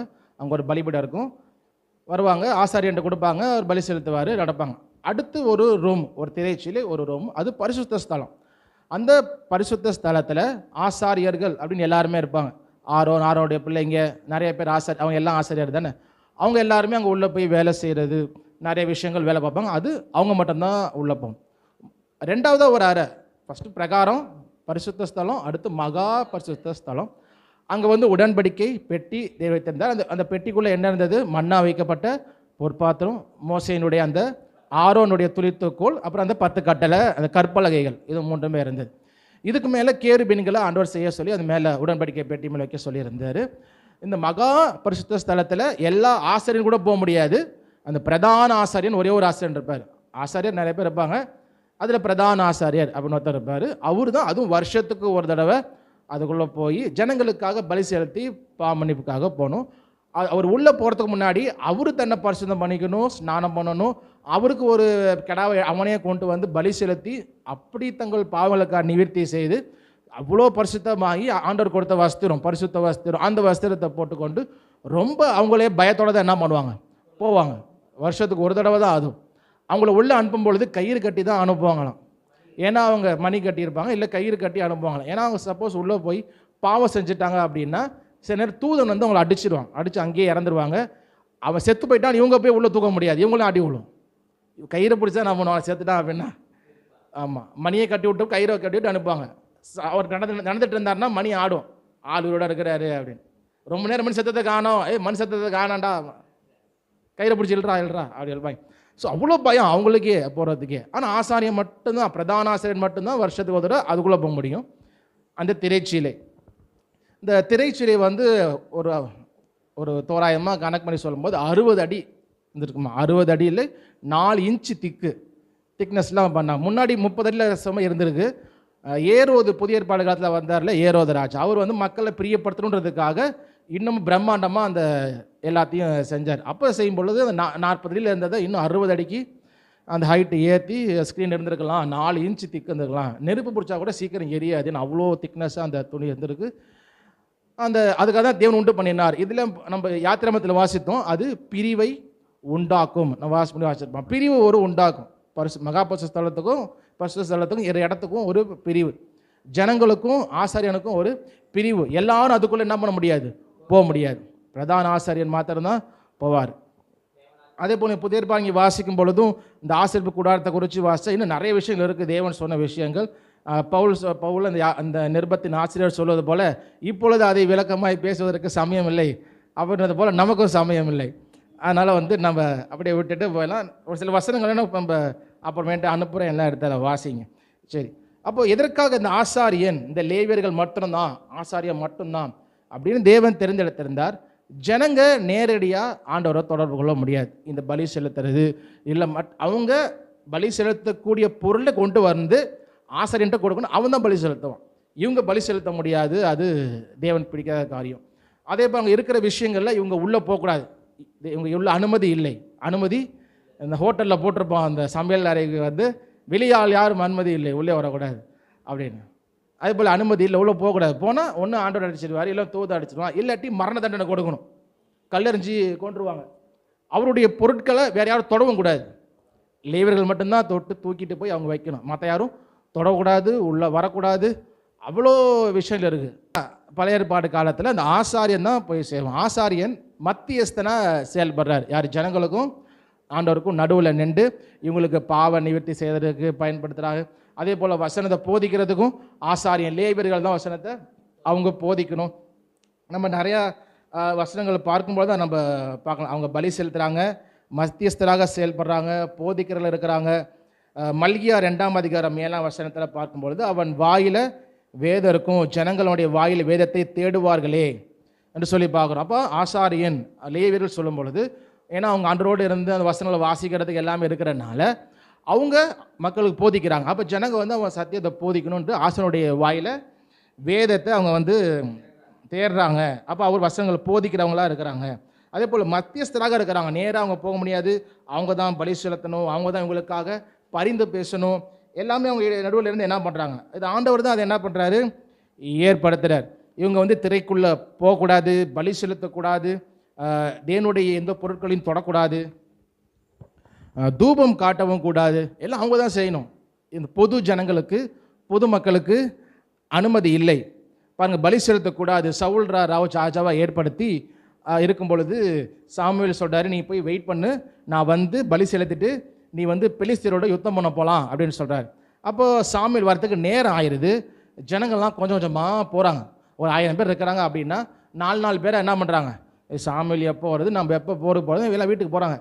அப்போ அவர் சவுல் என்ன பண்ணுறாருன்னா, பயம் வந்துருச்சு. அவர் என்ன, ஜனங்க எப்படியோ போயிட்டா நம்ம எப்படி ஜெயிக்கிறது, நம்ம எப்படி ராஜாவாக இருக்கிறது, மனுஷன் மேலே அவர் பற்று வைத்ததுனால சாமுவேல் வரத்துக்கு முன்னாடி இவரே பலி செலுத்திடுறாரு. அப்புறம் சாமுவேல் வந்தோன்னே சொல்கிறார், நீ மதியீனமாக செய்த, நீ இப்படி செய்யக்கூடாத செஞ்சதுனால ஆண்டவர் உன்னைய தள்ளி போட்டார் அப்படின்னு அங்கேயே சொல்லிடுறார். அப்போது பலி செலுத்துறது, பலி தானே செலுத்தினார், இல்லை செய்யக்கூடாது. அது ஆண்டவர் ஏற்படுத்துகிற தீர்க்கதரிசியோ ஆசாரியர்களோ அவங்க தான் என்ன பண்ணணும், செய்யணும். இவங்க செய்யக்கூட எந்த ஒரு சூழ்நிலையும் செய்யக்கூடாது. அவசரமோ அத்தியாவசியமோ ஏதோ நீ செய்யவே கூடாது. அதே போல் தேவனுடைய பொருட்களை தொடக்கூடாது. உடன்படிக்கை பெட்டியை தாவீது என்ன பண்ணான்னா, புது ரதத்தில் ஏற்றி அந்த பெலிஸ்தியர் கொண்டு போனதுக்கப்புறம் திரும்ப கொண்டு வராங்க. அப்போது கொண்டு வரும்பொழுது அந்த ரதத்தில் கொண்டு வரப்போ ரதம் ஆடி உடன்படிக்கை பெட்டி என்னாவது கீழே விழப்போகுது. அப்போ ஊசாங்கிற நபர் என்ன பண்ணார், ஐயோ ஆண்டோடைய பெட்டி கீழே விழப்போதேன்னு கையை நீட்டி அந்த பெட்டியை தொட்டார் காப்பாற்றுறதுக்காக. ஆண்டவர் ஊசாவை அடித்தார், அங்கேயே அவர் இறந்து போயிட்டார். நம்ம வாசிக்கிற நமக்கு கூட ஆச்சரியமாக இருக்கும், ஒரு சங்கடமாக இருக்கும். என்னடா இப்படி ஒரு நல்லது தானே பண்ணார், அதை போய் ஆண்டவர் அடிச்சிட்டாரே, யாராவது கேட்டாங்கன்னா என்ன பதில் சொல்கிறது அப்படின்ற மாதிரி. நல்லது தானே பண்ண போனார், ஏன் அப்படி தொட்டதுக்கு காப்பாற்ற போய் தொட்டானே, ஏன் அவளை அடிக்கணும்? அவ்வளோ ஸ்ட்ரிக்ட்டு தான். யார் லேவியர் மட்டும்தான் தொடணும். அதுக்கு ஒரு காரணம் இருக்குது. அவங்க கன்றுக்குட்டி என்ன பண்ணுறாங்க, இஸ்ரவேல் ஜனங்கள்லாம் கானான் எகிப்துலேருந்து வந்த பொழுது மோசே மலையில் போயிட்டார். இவங்களுக்கு மோசே ரொம்ப நாள் ஆச்சு ஆளை காணா அப்படின்ட்டு என்ன செய்கிறாங்கன்னா, தங்களுக்கு தெய்வங்களை உண்டு பண்ணுறாங்க. அப்போ தங்கத்தை குறுக்கி ஒரு பொற்கன்றுக்குட்டியை செய்கிறாங்க. அப்போ மோசே கீழே வந்து பார்க்குறப்போ எல்லாரும் ஒரு சிலர் நிர்வாணமாக இருக்கிறாங்க, கர்த்தருக்கு பண்டிகை டான்ஸ் ஆடி ரொம்ப ஆடல் பாடலாக இருக்குது. அப்போ மோசே ரெண்டு கேட்குறார், கர்த்தருடைய பட்சத்தில் இருக்கிறவர்கள் யார் அப்படின்னு. அங்கே வசனம் வாசிக்கிறோம், லேவியர்கள் எல்லாரும் அவனிடத்தில் வந்தார்கள். லேவியர்கள் அப்படின்னு பார்த்தல, லேவியர்கள் எல்லாரும். அப்போ அவங்க என்ன பண்ணல, அதில் உடன்படலை, அதை கண்டுவரல, அவங்க தனியாக இருந்துட்டாங்க. நம்மளாம் இருந்துக்கும் தனியாக இருந்துட்டா. அப்போ மோசே வந்தோடனே கர்த்தருடைய பட்சத்தில் இருக்கிறவர்கள் யார் என் பக்கமாக வாங்கன்னொடனே லேவியர்லாம் எல்லாரும் வந்தார்கள். அவன் பட்டயத்தை உருவி சகோதரனை வெட்டுங்க அப்படின்ட்டார். அவங்களும் யோசிக்கவே இல்லை. அந்த ஏறக்குறைய 3000 பேர் இல்லைதான் கர்த்தருக்காக வைராக்கியம் பாராட்டினாங்க. அப்போ ஆண்டவர் சொல்கிறாரு, லேவியர்களை எனக்கென்று நான் என்ன பண்ணேன், தெரிந்தெடுத்தேன், அவங்க என்னுடையவங்க. அதுலேருந்து என்ன சொல்கிறாருன்னா, ஆண்டோடைய வசனம் வந்து இப்போ ஊசாவை அடிச்சிட்டாருன்னா ஊசாவை அடித்ததில்ல. இன்னொரு முக்கியமான செய்தி இருக்குது. என்னோட திங்ஸை லேவியர் தான் தோணும். இப்போ நம்மளே சொல்லுவோம் இல்லையா, ஸ்கூலில் இருக்கிறப்ப நமக்கு ரொம்ப பிடிச்சவங்க பிடிக்காதவங்க 2 பேர் இருப்பாங்க. பிடிக்காத சண்டை வந்துருச்சுன்னா, நீ என் பென்சிலை தொடாத, நீ என் ட்ரெஸ்ஸை தொடாத, உன் கால் என் மேலே படுது, ஒரு ட்ரெஸ் என் மேலே படுது, தொடாத, கிட்ட வராத, உரசுது, முடி உரசுது, தொடாத. அதை பிடிச்சவனுக்கு நீ எல்லாத்தையும் எடுத்துக்கோ. அவன் எடுத்தாலும் உடைச்சாலும் நோ ப்ராப்ளம். அது பாக்ஸ் கீழே விழுந்துச்சு எடுக்கணும், நீ தொடாத. கீழே விழுந்தாலும் நீ என்ன பண்ணாது, தொடாது. இது அவனுக்கு வந்து தோணும், நீ தொடாத. அந்த ஒரு விஷயந்தான். அவங்க ஆண்டவருக்கு துரோகம் செய்கிறாங்க. ஒருத்தன் கூட அவங்களுக்கு உண்மையாக இல்லை, வணங்கா கழுத்துலலாம் இருக்கிறாங்க. அந்த ஜனங்க மத்தியிலையும் 11 கோத்திரம் கெட்டு போச்சு. ஆண்டவர் பாருங்களேன், ஆண்டவர் தேர்ந்தெடுத்தார். ஏன் லேவியர்களை தேர்ந்தெடுத்தார்? யூதா கோத்திரம் தேர்ந்தெடுக்கலாமே. யூதா கோத்திரத்தில் தான் இயேசு பிறக்கிறாரு. பென்யமீன் கோத்திரம் பெரிய கோத்திரம் இருக்குது, ரூபன் கோத்திரம் இருக்குது. ரூபன் கோத்திரத்தார் வைராக்கியம் ஆண்டவருக்காக இருந்தாங்க.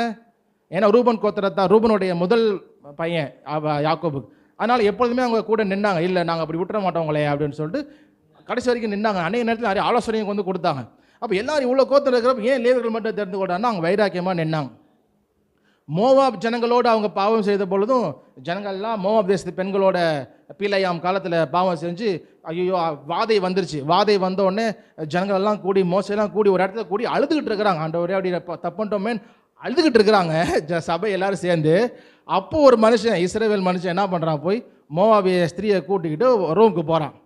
அதை ஜனங்கள் மத்தியில் பினகாஸ் அப்படிங்கிற ஒரு அவன் ஆசிரியர் குடும்பத்தில் லேவி குடும்பத்தில் இருக்கிறான். வந்து சபையின் நடுவில் இருந்து எழுந்து போனாராம். நடுவில் உட்காந்துருந்த ஆள் தான். ஐயோ நடுவில் இருக்கிறோமே பிராஞ்சு போகிறது பார்த்தவனுக்கு வந்துச்சு ஒரு கோவம் வைராக்கியம். எழுந்திரிச்சு போய் அவங்க 2 பேரையும் ஒரு ஈட்டி எடுத்துகிட்டு போய் 2 பேரையும் குத்தி கொண்டு பட்டர பாண்டவர் சொல்கிறாரு, என்னுடைய கோபத்தை திருப்பிட்டான் அப்படின்னு சொல்லி அவன் பக்தி வைராக்கியம் பாராட்டினான். அப்போ இந்த மாதிரி ஆண்டோடைய காலத்தில் பக்தி வைராக்கியம் அவங்க பாராட்டினாங்க. அதனால தான் ஆண்டவர் என்ன பண்ணுறாருன்னு அவங்கள தெரிந்து கொண்டு சொல்கிறார், என்னோட திங்ஸு என்னுடைய ஆசிரியப்பு கூடாரத்தில் என் உடன்படிக்கை பெட்டி திரைச்சியில் அவங்க என்ன அவங்க ட்ராவல் பண்ணி போகிறப்ப எல்லாத்தையும் கழட்டி தூக்கிட்டு போகணும். அப்புறம் டென்ட்டு போகணும், எங்கே திரும்ப கழட்டிட்டு போகணும். அப்படி தான் ட்ராவல் பண்ணிட்டே இருந்தான். அப்போ இந்த தூக்கிட்டு போகிறது தொடுறது கீழே விழுந்தாலும் உழுவனாலும் யார் தான் தோணும், அவன் தான் தோணும். அதுதான் அங்கே முக்கியம். யார் தொடக்கூடாதுன்றது முக்கியம் இல்லை, அங்கே தொடணும். ஸோ அதில் ஒரு பெரிய ஹிஸ்ட்ரி இருக்குது. அப்போ இதெல்லாம் அவருக்கு அடையாளமாக அவங்களுக்கு வைராக்கியமாக அதனால ஆண்டவர் அவங்களுக்கு கொடுத்துருந்தனால மற்ற யாரும் தொடக்கூடாது, உள்ள வரக்கூடாது, இங்கே நிற்கக்கூடாது, பலி செலுத்தக்கூடாது, தூபம் காட்டக்கூடாது. உசியா அப்படின்னு ஒரு ராஜா இருந்தார். உசியா ராஜா 2 நாளாகமத்தில் வாசிக்கிறோம். அவர் என்ன செய்கிறாருன்னா துணிகரமாக ரொம்ப சக்ஸஸ்ஃபுல்லாக இருக்கிறேன்னு சொல்லிட்டு போய் தூபம் காட்டுறேன்னு போகிறாரு. ஆலயத்துக்குள்ளே தூபம் காட்டுறேன்னு என்ன பண்ணுறாரு போகிறாரு. அப்போ ஆசிரியர்கள்லாம் வந்து என்ன சொல்கிறாங்க, நீ செய்யக்கூடாது, வேண்டாம், மத்தியமாக செய்கிறாங்க. அவர் கேட்கல, மீறி போய் செய்கிறார். செஞ்சனால அவருக்கு குஷ்டம் வந்தது. ஆண்டவர் குஷ்டம் வர பண்ணினார். அவர் மறைக்கும் குஷ்டரோகியாக தான் இருந்தார். அப்போ தூபம் காட்டக்கூடாது, போய் பலி செலுத்திடக்கூடாது, தொடக்கூடாது, உள்ளே வரக்கூடாது. இது எல்லாத்துக்காக தான் அந்த திரைச்சிலை போட்டு ஆண்டவர் வைத்திருந்தார். லேவியர் தான் ஆசிரியர்கள் தான் செய்யணும் அப்படிங்கிறது. ஆனால் இது எல்லாவற்றையும் இயேசு கிறிஸ்து அவர் வரும்பொழுது அதை நீக்கி போடுகிறார். பிரதான ஆசாரியன் அவர் ஆட்டுக்குட்டி ரத்தத்தை போய் செய்கிறாரு. ஆனால் இயேசு கிறிஸ்து பிரதான ஆசாரியனாக தம்முடைய ரத்தத்தை நமக்காக சிந்தி அவருடைய ரத்தத்தை நமக்கு ஒரு மீட்பு உண்டா இருக்குது. அதுவும் பழைய ஏற்பாட்டில் வருஷத்துக்கு ஒரு ஆடு அவங்க வெட்டி வருஷம் போவாங்க. ஆனால் இயேசு வருஷம் போல ஒரே தரம் ஒரு பாடுபட்டு மரித்து நமக்கு எல்லாருக்கும் என்ன பண்ணியிருக்கிறார், விடுதலையை தந்திருக்கிறார். வாசிப்போமே எபிரேயர் 10ஆம் அதிகாரம் 19 22. எபிரேயர் 10 19 22. ஆகையால் சகோதரரே, நாம் பரிசுத்த ஸ்தலத்தில் பிரவேசிப்பதற்கு இயேசுவானவர் தமது மாம்சமாகிய திரையின் வழியாய் புதிதும் ஜீவனுமான மார்க்கத்தை நமக்கு உண்டு பண்ணினபடியால் அந்த மார்க்கத்தின் வழியாய் பிரவேசிப்பதற்கு அவருடைய இரத்தத்தினாலே நமக்கு தைரியம் உண்டாயிருக்கிறபடியினாலும் 22 வரைக்கும் தேவனுடைய வீட்டின் மேல் அதிகாரியான மகா ஆசாரியர் நமக்கு ஒருவர் இருக்கிறபடியினாலும் துர்மனசாட்சி நீங்க தெளிக்கப்பட்ட இருதயமுள்ளவர்களாயும் சுத்த ஜலத்தால் கழுவப்பட்ட சரீரம் உள்ளவர்களாயும் உண்மையுள்ள இருதயத்தோடும் விசுவாசத்தின் பூரண நிச்சயத்தோடும் சேர கடவோம். ஆமென். இப்போ இயேசு கிறிஸ்து செய்த காரியத்தினால இப்போ நமக்கு என்ன தைரியம் உண்டா இருக்கிறபடினால் உள்ள போகிறதுக்கு ஒரு தைரியம் நமக்கு இருக்குது. கடைசியில் வாசிக்கிறோம், பூரண நிச்சயத்தோடும் சேரக்கடவோம். ஆண்டவர்கிட்ட நம்ம சேரும் பொழுது நமக்கு ஒரு பூரண நிச்சயம் என்ன, இயேசு கிறிஸ்து எல்லாவற்றையும் செய்து விட்டார். ஏதோ கொஞ்சம் நஞ்செல்லாம் வச்சுட்டு பாதி செஞ்சுட்டு பாதியை நீ பார்த்துக்கன்னு சொல்லலை. அவர் எல்லா பாவங்களையும் நம்ம பாவங்களையும் சுமந்து நம்ம நீதிமான ஆக்கியிருக்கிறார். நாமளும் உள்ள வரத்துக்கு ஒரு தைரியம் கொடுத்திருக்கிறார். இன்னொன்று கூட வாசிக்கலாம், எபிரேயர் 4:16. எபிரேயர் 4:16. ஆதலால் நாம் இரக்கத்தை பெறவும் ஏற்ற சமயத்தில் சகாயம் செய்யும் கிருபையை அடையவும் தைரியமாய் கிருபாசன தண்டையிலே சேரக்கடவோம். தைரியமாய் கிருபாசன தண்டையிலே சேரக்கடவோம். பயந்து பயந்து ஆசாரியம் போனது போல இல்லை. நம்ம பிள்ளையாக நம்ம இப்போ என்ன பண்ணலாம், தைரியமாக ஒரு பிள்ளை எப்படி அப்பாட்ட தைரியமாக போய் பேசுதோ அதுபோல் நம்ம என்ன பண்ணலாம், தைரியமாக வரலாம். அவர் அன்புள்ள அது எல்லாவற்றையும் அவர் பாடுகளை ஏற்றுக்கொண்டார். ஒரு போலீஸ்கார் இருக்கிறாருன்னா அவர் போலீஸ்கார்ட்ட மற்ற ஜனங்கள்லாம் பேசுகிறப்ப பயந்து பயந்து பேசுவாங்க. என்ன தான் நெருங்கிய ஃப்ரெண்டாலும் ஒரு பயம் இருந்துகிட்டே இருக்கும். ஆனால் பிள்ளைங்க அப்படி இல்லை. அவர் ஆஃபீஸ் போனார்னா எல்லாம் பயந்து தூரமாக நின்று பேசி நடுங்க ஆட்கள். அவர் வீட்டுக்கு போனால் அவர் பிள்ளை தலையில் ஏறி முடியா பிடிச்சி இழுத்து எல்லா வேலையும் என்ன பண்ணும், நமக்கு பார்க்க பயமாக இருக்கும். என்ன இப்படி விளையாடு அவரு பிள்ளை. சரி, அப்போ அந்த தைரியம் இருக்கும் அவங்களுக்கு கிட்ட வரத்துக்கும் பேசுறதுக்கும் அன்பை பரிமாறத்துக்கும் யோசிக்காதுங்களே. ஸோ அதுபோல் நம்ம தைரியமாக இப்போ என்ன பண்ணலாம், கிருபாசன தண்டை சேரலாம். அதுவும் பூரண நிச்சயத்தோடு நம்ம சரி. அப்போ பயந்துட்டே போகக்கூடாது. நிறைய பேர் இப்போ பயந்துட்டே தான் என்ன பண்ணுறாங்க, ஆராய்ச்சிட்டே இருக்கிறாங்க. நம்மளை அடிச்சுட்டு வரோம், கிருபா ஐயோ தோட்டம் அடிச்சுட்டு வரோம், செத்து போயிடுவோமோ, சாமி கண்ணை குத்திடுவாரோ, வியாதி வந்துடுமோ, இப்படியே பயந்துட்டே நிறைய பேர் என்ன பண்ணுறாங்க, ஆலயத்துக்கு போகிறதும் பாட்டு பாடுறதும் சபையில் நிற்கிறதும் ஒரே பயந்துக்கிட்டே நிறைய பேர் வாழ்கிறாங்க. இல்லை, நமக்கு பூரண நிச்சயம் நமக்கு வேணும்.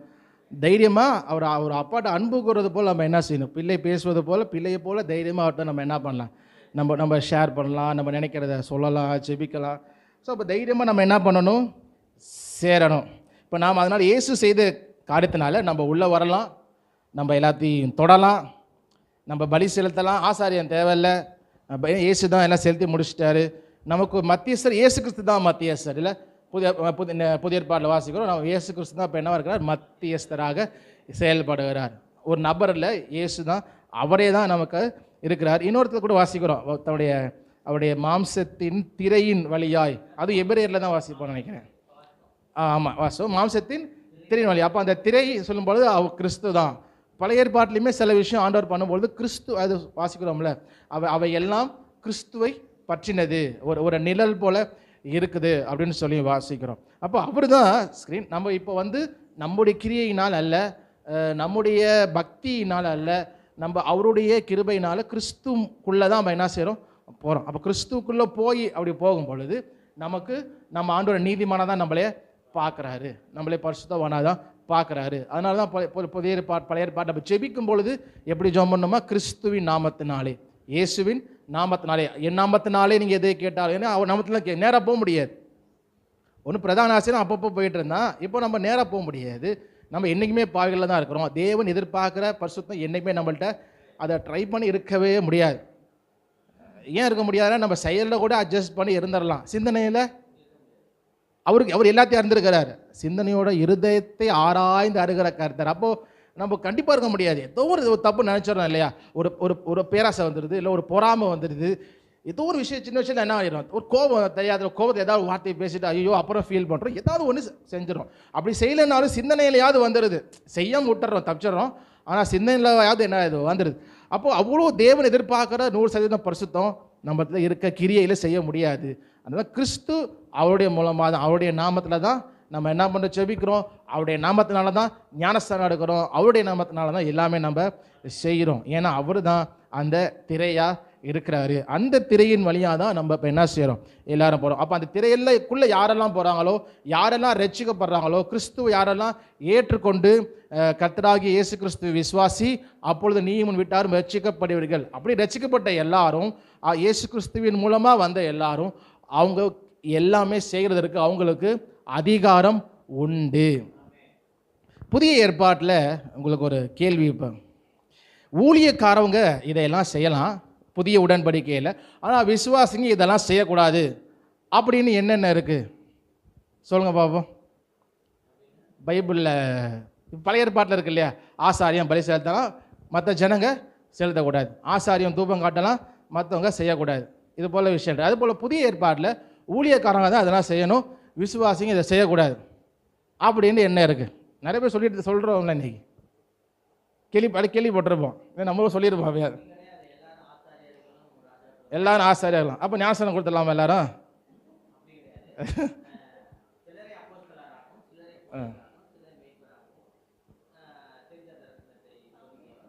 நான் கேட்க எப்போ எல்லாரும் ஞானஸ்நானம் கொடுக்கலாமா? கொடுக்கக்கூடாதுன்னா அதுக்கு ஆதாரம் நமக்கு வேணும். எல்லாரும் கொடுக்கக்கூடாது ஞானஸ்நானம் அப்படின்னா எங்கே இந்த ரூல்ஸ் நமக்கு இருக்குது புதிய ஏற்பாட்டில்? அப்படி யாராவது கொடுக்குறப்ப வேணான்னு சொன்னாங்களா? இல்லை யார் இவங்க தான் கொடுக்கணும் அப்படின்னு சொன்னாங்களா? பாஸ்டர்ஸ் தான் பொதுவாக கொடுப்பாங்க. அது எங்கேருந்து நம்ம எடுத்தோம்? வசந்த ஆதாரம் இருக்கா? இவாஞ்சலிஸ்ட் கொடுப்பாங்க, யோவான் கொடுத்தாரு, சுவிசேஷகர் கொடுத்தாங்க, பவுல் கொடுக்குறாரு. அப்போ இந்த சபையில் ஏற்படுத்துகிறாங்களா யார்? இந்த பந்தி விசாரிப்புக்கு ஏற்படுத்துகிறாங்களா 7 பேர், ஸ்தேவான், பிலிப்பு. அதில் பிலிப்பு போகிறப்போ ஒரு தடவை கொடுக்குறாரு. இவங்க தான் கொடுக்கணும்னு ரூல்ஸே என்ன பண்ணல. ஒரு பிரச்சனை வரும் பொழுது ஒரு ஒரு கலாத்தியில் ஏதோ ஒரு பிரச்சனை வருது. அப்போ இவங்களாம் சேர்ந்து கூடுறாங்க எருசலேமில். என்ன பிரச்சனை வருது? அப்போ என்ன எழுதலாம்? சரி, நொறுங்குண்டதுக்கு செத்துறதுக்கு சாப்பிடாதீங்க. ஒரு 2-3 தான் எழுதுறாங்க. அதையுமே பெரிய ஒரு இதாக எழுதலை. சரிப்பா, இதை மட்டும் எல்லாம் செய்ய வந்தவங்கப்பா, சுவாதீனத்தின் அழைக்கப்பட்டவங்க, ஆவியானவர் நடத்த வரவங்க. அதனால் ரொம்பலாம் ரூல்ஸ் எல்லாம் எழுதலை. ஊழியக்காரன், ஆனால் ஊழியக்காரன் பண்புகள் எழுதுறாங்க. கத்துட்டு ஊழியம் செய்ய வரும்போது ஒரு மணி விடவனாக இருக்கணும், இப்படி இருக்கணும், நம்ம எப்படி இருக்கணும், அதெல்லாம் எழுதுறாங்க ஒழிய இந்த வேலையை ஊழியக்காரன் தான் செய்யணும், இந்த வேலையை விசுவாசிங்க செய்யக்கூடாது அப்படின்னு புதிய ஏற்பாட்டில் ஒன்றுமே இல்லை. அதாவது சுவிசேஷகர்னு சொல்கிறப்ப பிலிப்பு 7 பேர் பந்தி விசாரிக்க தெரிந்து கொண்டவங்க தான். அவங்க சுவிசேஷகர்லாம் கிடையாது. ஆனால் பிலிப்பு நாசனம் கொடுத்தாரு. அவங்க அப்போ இவங்க என்ன சொன்னாங்க? ஏய், நீ என்ன பந்தி விசாரிக்க நாசனம் கொடுப்பியா? நீ கேட்கல. ஏன்னா அந்த அதிகாரம் யார் கொடுக்கறது? மனுஷன் கொடுக்கறது இல்லை, தேவன் தருகிறது. இப்போது அவங்களுக்கு அந்த எண்ணம் இருந்துச்சு, தேவன் கொடுத்துருந்தாருன்னா சொல்லியிருப்பாங்க, நீ செய்யக்கூடாது, ஆவியானவர் சொல்கிறாரு, நாங்கள் தான் நீ செய்யக்கூடாது சொல்ல. ஆவியானவர் அவங்கள்ட்டையும் சொல்லலை, அதான் சொல்ல. பழைய ஏற்பாட்டில் தேவனே சொல்லியிருந்தார், ஆனால் ஆசிரியரும் சொல்லியிருந்தார், நீ செய்யக்கூடாது. இங்கே அப்படி யார்ட்டையுமே சொல்லலை. சரி, திருமணம் யாரை நடத்தி வைக்கணும்? சீஷர்ட்ட சொல்கிறாரு, சகல ஜாதி சீஷராக்கி கொடுங்க அப்படின்னு சீஷர்களுக்கு சொல்கிறாரு. அப்போ சீஷர்கள்னா யார்? நம்ம சீஷர்கள்.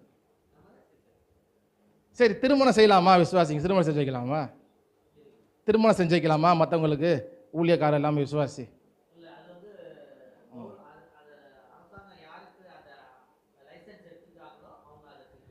கவர்மெண்ட் டிஜிட்டல் நம்ம கையெழுத்து போட்டால் போதுமே, அதுக்கு பாஸ்டர் தேவையில்லையே.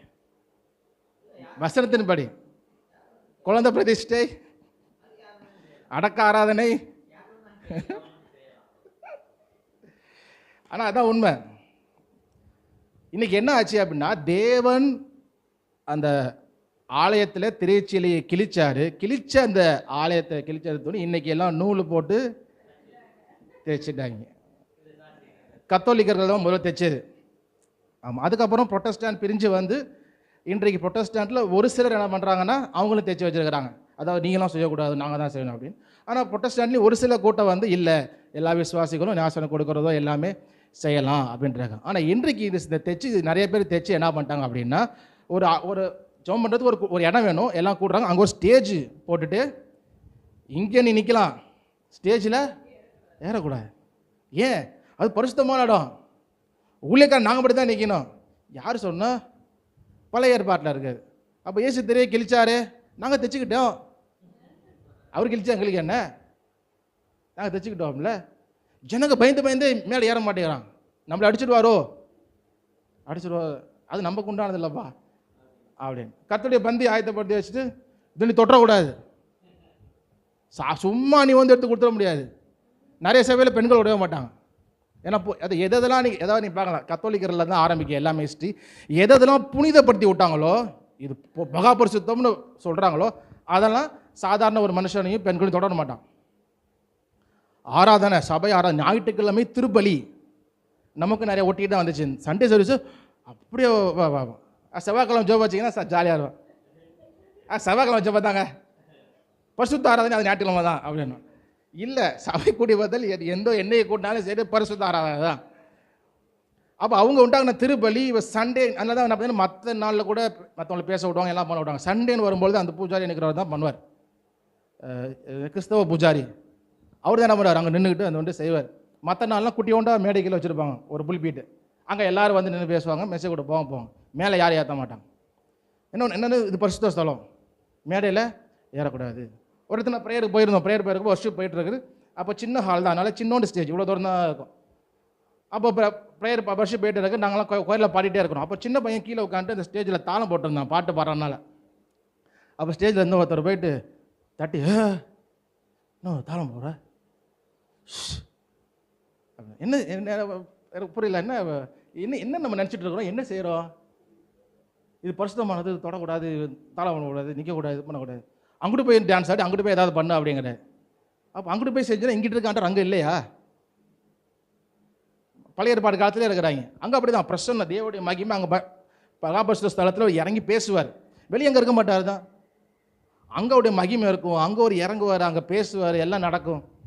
அப்போ இங்கே வெளியே இல்லை, வெளியே நீ என்ன வேணால் பண்ணிக்கலாம். இப்போ அவங்க அதே போல் என்ன ஆயிடுச்சு, அந்த துணியெல்லாம் தேய்ச்சி வச்சு மேடையில் நீ ஏறக்கூடாது, பந்தி வந்து அதை எதெல்லாம் புனிதப்படுத்தி விட்டாலும் அதெல்லாம் நீ செய்யக்கூடாது. திருமணம் வந்து அது பரிசுத்த திருமணம், அதனால் இஷ்டத்துக்கு எல்லாரெல்லாம் பண்ணக்கூடாது அப்படின்றாங்க. குழந்தை பிரதிஷ்டை, குழந்தை என்ன பண்ணுறாங்க, பிரதிஷ்டை பண்ணுறாங்களாம். அப்படின்னு பேர் அது என்ன செய்ய அதை ஊழியாக என்ன செய்யணும், அடக்க ஆராதனை. ஆமாம், ஒன்றும் இல்லை, ஒரு சபையில் நான் சின்ன பிள்ளைங்க நான் போய் பார்த்துருக்கேன். சில பேர் வீட்டில் ஜப கூட்டம் நடத்துன்னு வைங்க, ஒரு 4 விசுவாசிங்க, அதே சபைக்கு ஒரு விசுவாசிங்க கூப்பிட்டு ஒரு மணி நேரம் ஜபம் வச்சு வசனம் சொல்லி போதிச்சுன்னா பண்ணிட்டா வச்சுக்கோங்களேன். இன்னும் ஜபம் நடத்திட்ட, இன்னும் யாரும் அதிகாரம் நீ பாட்டு பாஸ்டர் சொன்னியா இல்லை அவர் ஏதாவது சொன்னாரா? அதாவது சும்மா ஒன்று போய் ஜபம் பண்ணுறது வேற, ஜப கூட்டம் அந்த மாதிரி பண்ணாதக்கூடாது, அது உனக்கு அதிகாரம் கிடையாது, நீ செய்யக்கூடாது. நீ எல்லாம் போய் வெளியே உதவி செய்யக்கூடாது, எங்கள் மூலியமாகத்தான் நீ செய்யணும். சில பேர் வெளியே உதவி செஞ்சலான்னா அவங்களுக்கு நிறைய சொல்லியிருக்கிறாங்க, உன் இஷ்டத்துக்கெல்லாம் நீ போய் விடக்கூடாது, அங்கே போய் உதவி செய்கிறேன் இங்கே போய் உதவி செய்கிறேன் இல்லை. ஒரு ஹோட்டலில் போய் சாப்பிட்டுட்டு 8th ஹோட்டலில் காசு கொடுப்பியா? அந்த ஹோட்டல் தானே கொடுப்பேன், இந்த ஹோட்டல் சாப்பிட்டு என்ன வெளியே போய் கொடுக்குற? ஆமாம், அப்படி ஒருத்தர் சொல்கிறார், பெரிய ஊழியக்காரர் தான், காணிக்கும் தசமாக இங்கேயோ வந்து போடணும் அப்படி. எனக்கு ஞாபகம் வந்துச்சு, சரி இது ஹோட்டல்லையும் தப்பான உதாரணம், ஹோட்டல்லையும் வச்சுக்குவோம். ஹோட்டலில் நம்ம சாப்பிட்டுட்டு காசை யார்ட்ட கொடுப்போம், பரிமாறினவனுக்கா எஜமானுக்கா? பரிமாறணும் கொடுப்போமா, எஜமான் கொடுப்போம்? எஜமானுக்கு தான் காசு கொடுப்போம், இவனுக்கு டிப்ஸ் தான் கொடுப்போம். சில டிப்ஸ் என்றைக்கும் கொடுக்க மாட்டோம். இவன் வேலைக்காரன், நீ எஜமானா? வேலைக்காரன். அங்கேயும் ஒரே ஏசி இங்கேயும் ஒரே ஏசி தானே, 2 சபையிலும் ஒரே எஜமான் தானே. அந்த எஜமான் கொடுத்து எஜமான் இப்போ சம்பளம் தர மாட்டாரா? எங்கள் 10 இருக்குது. இப்போ இங்கேயே போய் சில இடத்துல பார்த்தா இங்கே என்ன சொல்கிற ஒரு பேமெண்ட்டில் நிறைய விஷயம் இருக்குது. அப்போ சில இடத்துல பார்த்தா நான் டோட்டலாக அங்கே பே பண்ணிக்கிறேன், ஆன்லைனில் போட்டுக்கிறேன்றப்போ ஓனர் நேராக போயிடும். அது முதல்ல தவறான உதாரணம் தான், ஆனால் அப்படியே இருந்தாலும் சரியில்லையே. நீ வந்து என்ன பண்ணும், இங்கே இருக்கணும், செய்யணும், பரிசுத்த தொடக்கூடாது, அங்கே ஏறக்கூடாது, மேலே நிற்கக்கூடாது, இதெல்லாம் ஜெபம் நடத்தக்கூடாது, அதை பண்ணக்கூடாது, இதை பண்ணக்கூடாது, எல்லாம் என்ன பண்ணுறாங்க லிஸ்ட்டு போட்டு செஞ்சிட்ருக்கிறாங்க. காரணம் என்ன அப்படின்னா அதுதான் தெரில. ஒன்று பழைய ஏற்பாட்டில் சொல்லப்படுற அந்த ஆச்சாரம் குண்டெல்லாம் தூக்கிட்டு வந்து இந்த தசம்பாங்க விஷயமா இருந்தாலும் சரி, நிறைய விஷயங்கள் அப்படியே ஒன்று ஒன்று நம்ம கொண்டு வந்துட்டோம். அப்படியே எடுத்துகிட்டு வந்து சில பேர் குழப்பி அடிச்சுட்டு அவங்களுக்கு ஒரு தெளிவில்லை. புதிய ஏற்பாடு தேவன் என்ன நமக்கு மாற்றினார், என்ன செஞ்சார் இல்லாமல் இதில் பாதி அதில் பாதி ரெண்டையும் போட்டு குழப்பி அடித்து ஒரு தெளிவே இல்லாமல் இதை கேட்டால் அங்கிட்டு சாயாது, அதை கேட்டால் இங்கிட்டு குதிக்கிறது, கேட்டால் புதிய உடன்படிக்கணும், இல்லை தேவன் அதை அழிச்சிட்டார், இல்லை அழிக்கலை, ஒரே குழம்பு. ரொம்ப தெளிவாக தான் இருக்குது. நம்ம அடம் பிடிக்காமல் திறந்த மனசோட நம்ம பரிசுத்த ஆவியான உதவி செஞ்சு நீ வாசிங்க ஆண்டவரே நீங்கள் சொல்லுங்கள் அப்படின்னும் பொழுது தெளிவாக நமக்கு புரியும். அப்போது ஆனாலும் சரி, இப்போது ஞானஸ்தானம் யாரும் கொடுக்கலாம்னா, இப்போ இங்கே நாளைக்கு யாராவது ரசிக்கப்படுறாங்க அப்படின்னா யார் ஞானஸ்தானம் எல்லாருமே கொடுக்கலாமா ஆளுக்கு ஒன்று? அதான் தப்பு இல்லை தானே? ஆமாம், கொடுக்கலாம், ஒன்றும் தப்பு இல்லை. ஆனால் நாளைக்கு ஞானஸ்தானம் இங்கே எடுத்துகிட்டு யாராவது எடுத்தாலும் பாச கொடுப்பார். ஏன் அப்படி அது விஷயம் கொண்டு வரோன்னா, அது வந்து சத்தியம் இல்லை, சபை ஒழுங்கு அப்படின்னு சில விஷயம். ஏன்னா இப்போ ஞானஸ்தானம் யாரும் ஒன்று கொடுக்கலான்னா, இப்போ ரசிக்கப்பட்டு வராரு, யார் ஞானஸ்தானம் கொடுக்குறீங்க, அப்போ நான் கொடுக்குறேன் நீ கொடுக்குறேன் சண்டை வரும், குழுக்கள் போடணும், அதை போடணும், இதை போடணும், நிறைய பேருக்கு பிரச்சனை வரும். சபை ஒழுங்குக்காக தான் நிறைய விஷயங்களை கொண்டு வந்தாங்களே இல்லையா, ஆனால் அது நாடுகள் என்ன ஆயிடுச்சு, அது சத்தியம் போல ஆயிடுச்சு. இன்னும் நிறைய பேர் அது பயப்படுறாங்க. ஒரு குழந்தை பேர் பிரதிஷ்டை பண்ண பயப்படுறாங்க. ஐயோ நான் பொருளை சாமியை நடிச்சிருவேன் அன்னைக்கு. இல்லை சில எல்லாம் கொடுப்போம், அவங்க ஒருத்தன் நடத்திட்டாங்க, நடத்த என்ன ஆச்சான், ஆண்டவர் அடிச்சதும் அவனுக்கு கேன்சர் வந்துருச்சான். ஐயோ கேன்சர் வந்துருச்சான், அவனுக்கு பொருள் வேற எதாவது வந்துருக்கும். இந்த மாதிரி அவன் பண்ணிட்டான். ஆண்டவர் என்ன பண்ணாரு? அவனை அடிச்சுட்டாரு, அவன் பிள்ளைய அடிச்சுட்டாரு, இதை பண்ணிட்டு அதை பண்ணிட்டாரு அப்படின்னு ஜனங்களை பயன்படுத்தி இதுங்களும் பயந்து போய் என்ன பண்றோம்? பாதி பேர் வஞ்சிக்கப்பட்டு பயந்து உட்காந்துருக்கிறான். ஜெபம் பண்றது கூட ஒரு வீட்டில் ஜெபம் நடத்துறது கூட இல்லை. இதனாலே என்னாச்சு? பக்தி வீடு. ஆனால் ஃபெலோஷிப் தான் நிறைய இருக்கணும். வசனத்தில் வளர்றதுக்கு, ஐக்கியம் வளர்றதுக்கு ஃபெலோஷிப் நிறைய இருக்கணும். ஓகே, ஸோ அப்போ எல்லாரும் அதை என்ன பண்ணலாம் செய்யலாம். தேவன் அந்த திரைய கிழிச்சு நம்ம எல்லாரும் சொன்னார். அதனால புதிய ஏற்பாடுல பார்க்குறப்போ யாரு ஜபனத்தாங்க, யார் வீட்டில் போடணுமோ வீட்டில் போனாங்க. பந்தி எப்படி தான் ஆசரிச்சாங்க, அதுவும் மந்திரிச்சு விட்டு போகிறதா ஒன்றும் கிடையாது. அவங்க வீட்டில் செஞ்சு எடுத்துட்டு வந்தாங்க. குழந்தையெல்லாம் வாசல் ரொம்ப அழகா இருக்கும்.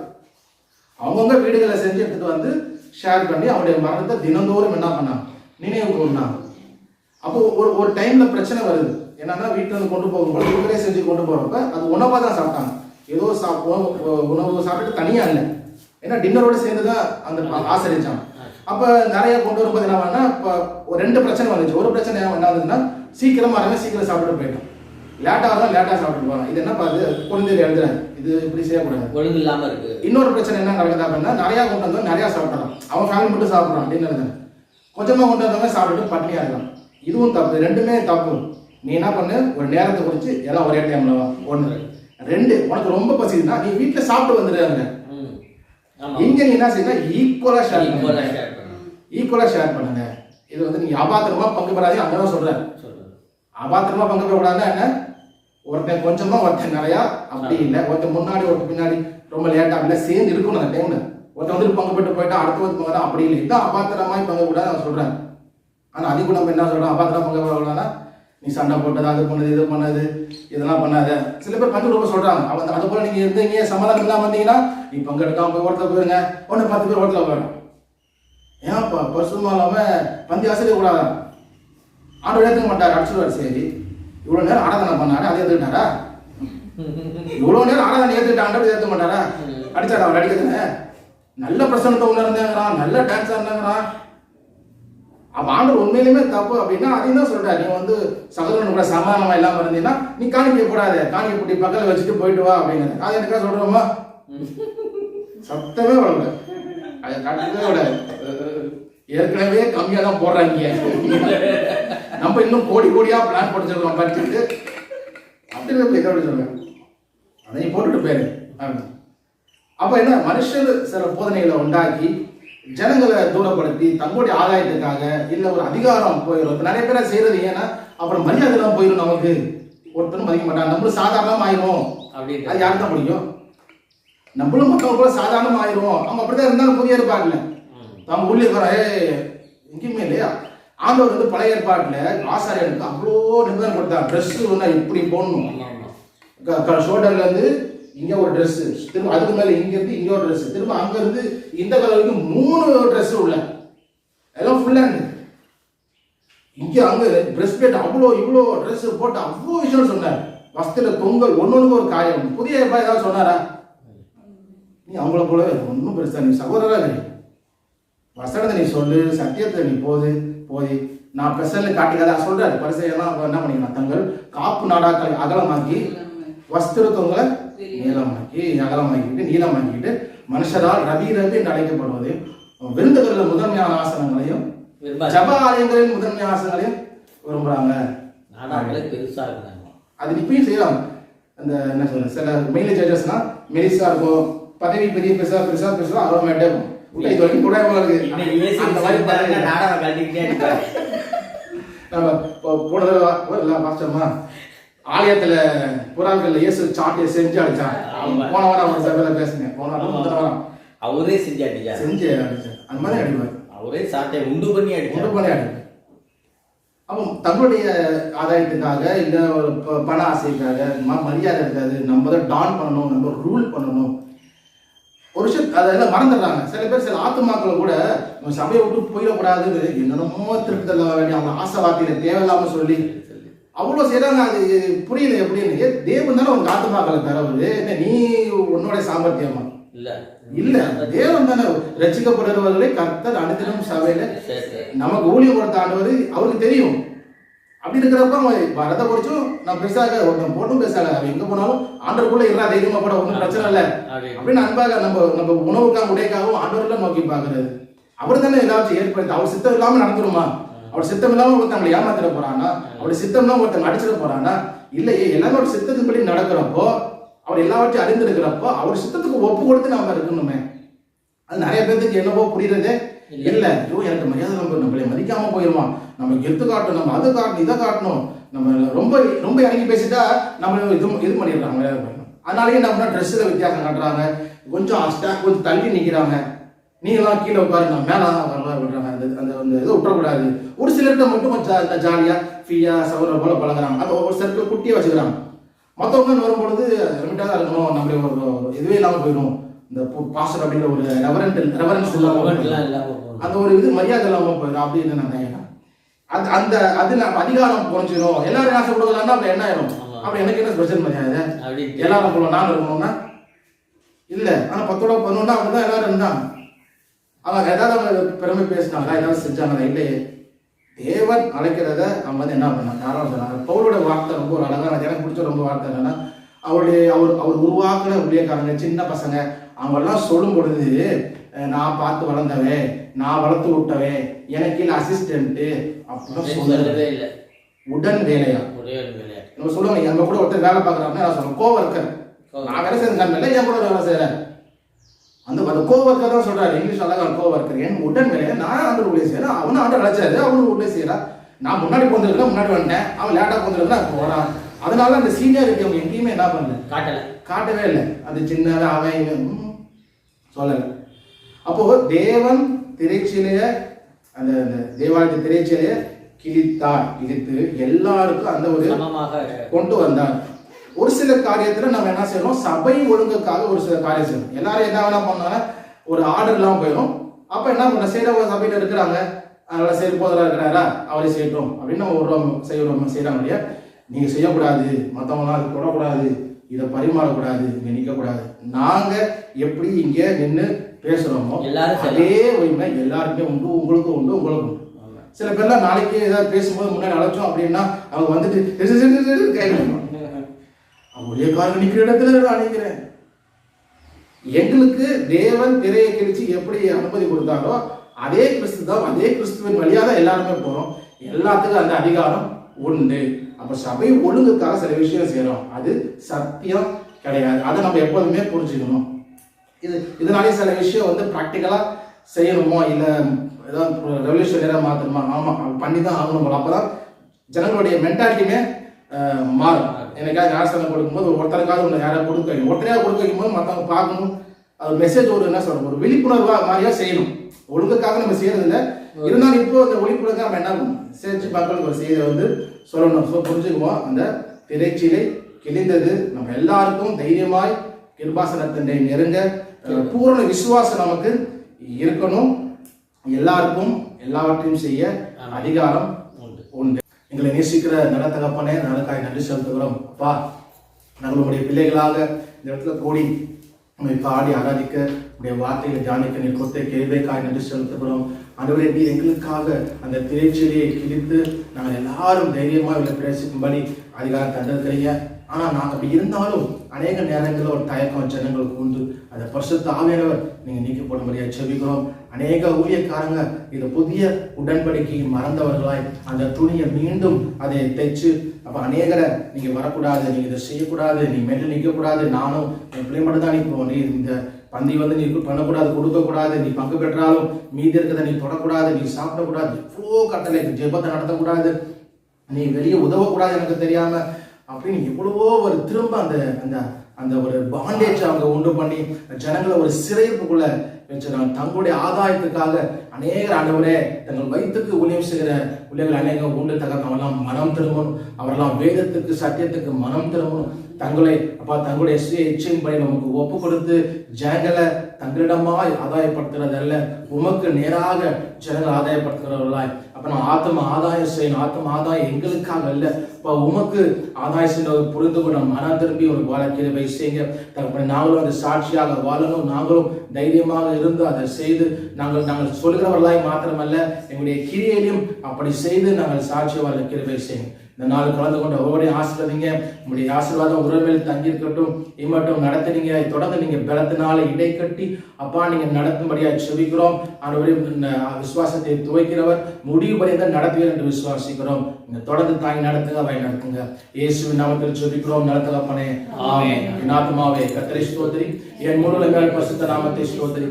என் ஆத்துமாவே கர்த்தரை ஸ்தோத்திரி, அவர் செய்த சகல உபகாரங்களையும் மறவாதே. ஆமென், ஆமென், ஆமென்.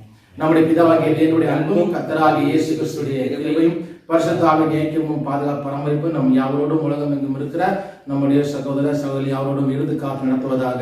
ஆமென், ஆமென், ஆமென். Praise the Lord. Hallelujah. Hallelujah. Hallelujah. Hallelujah. Praise the Lord.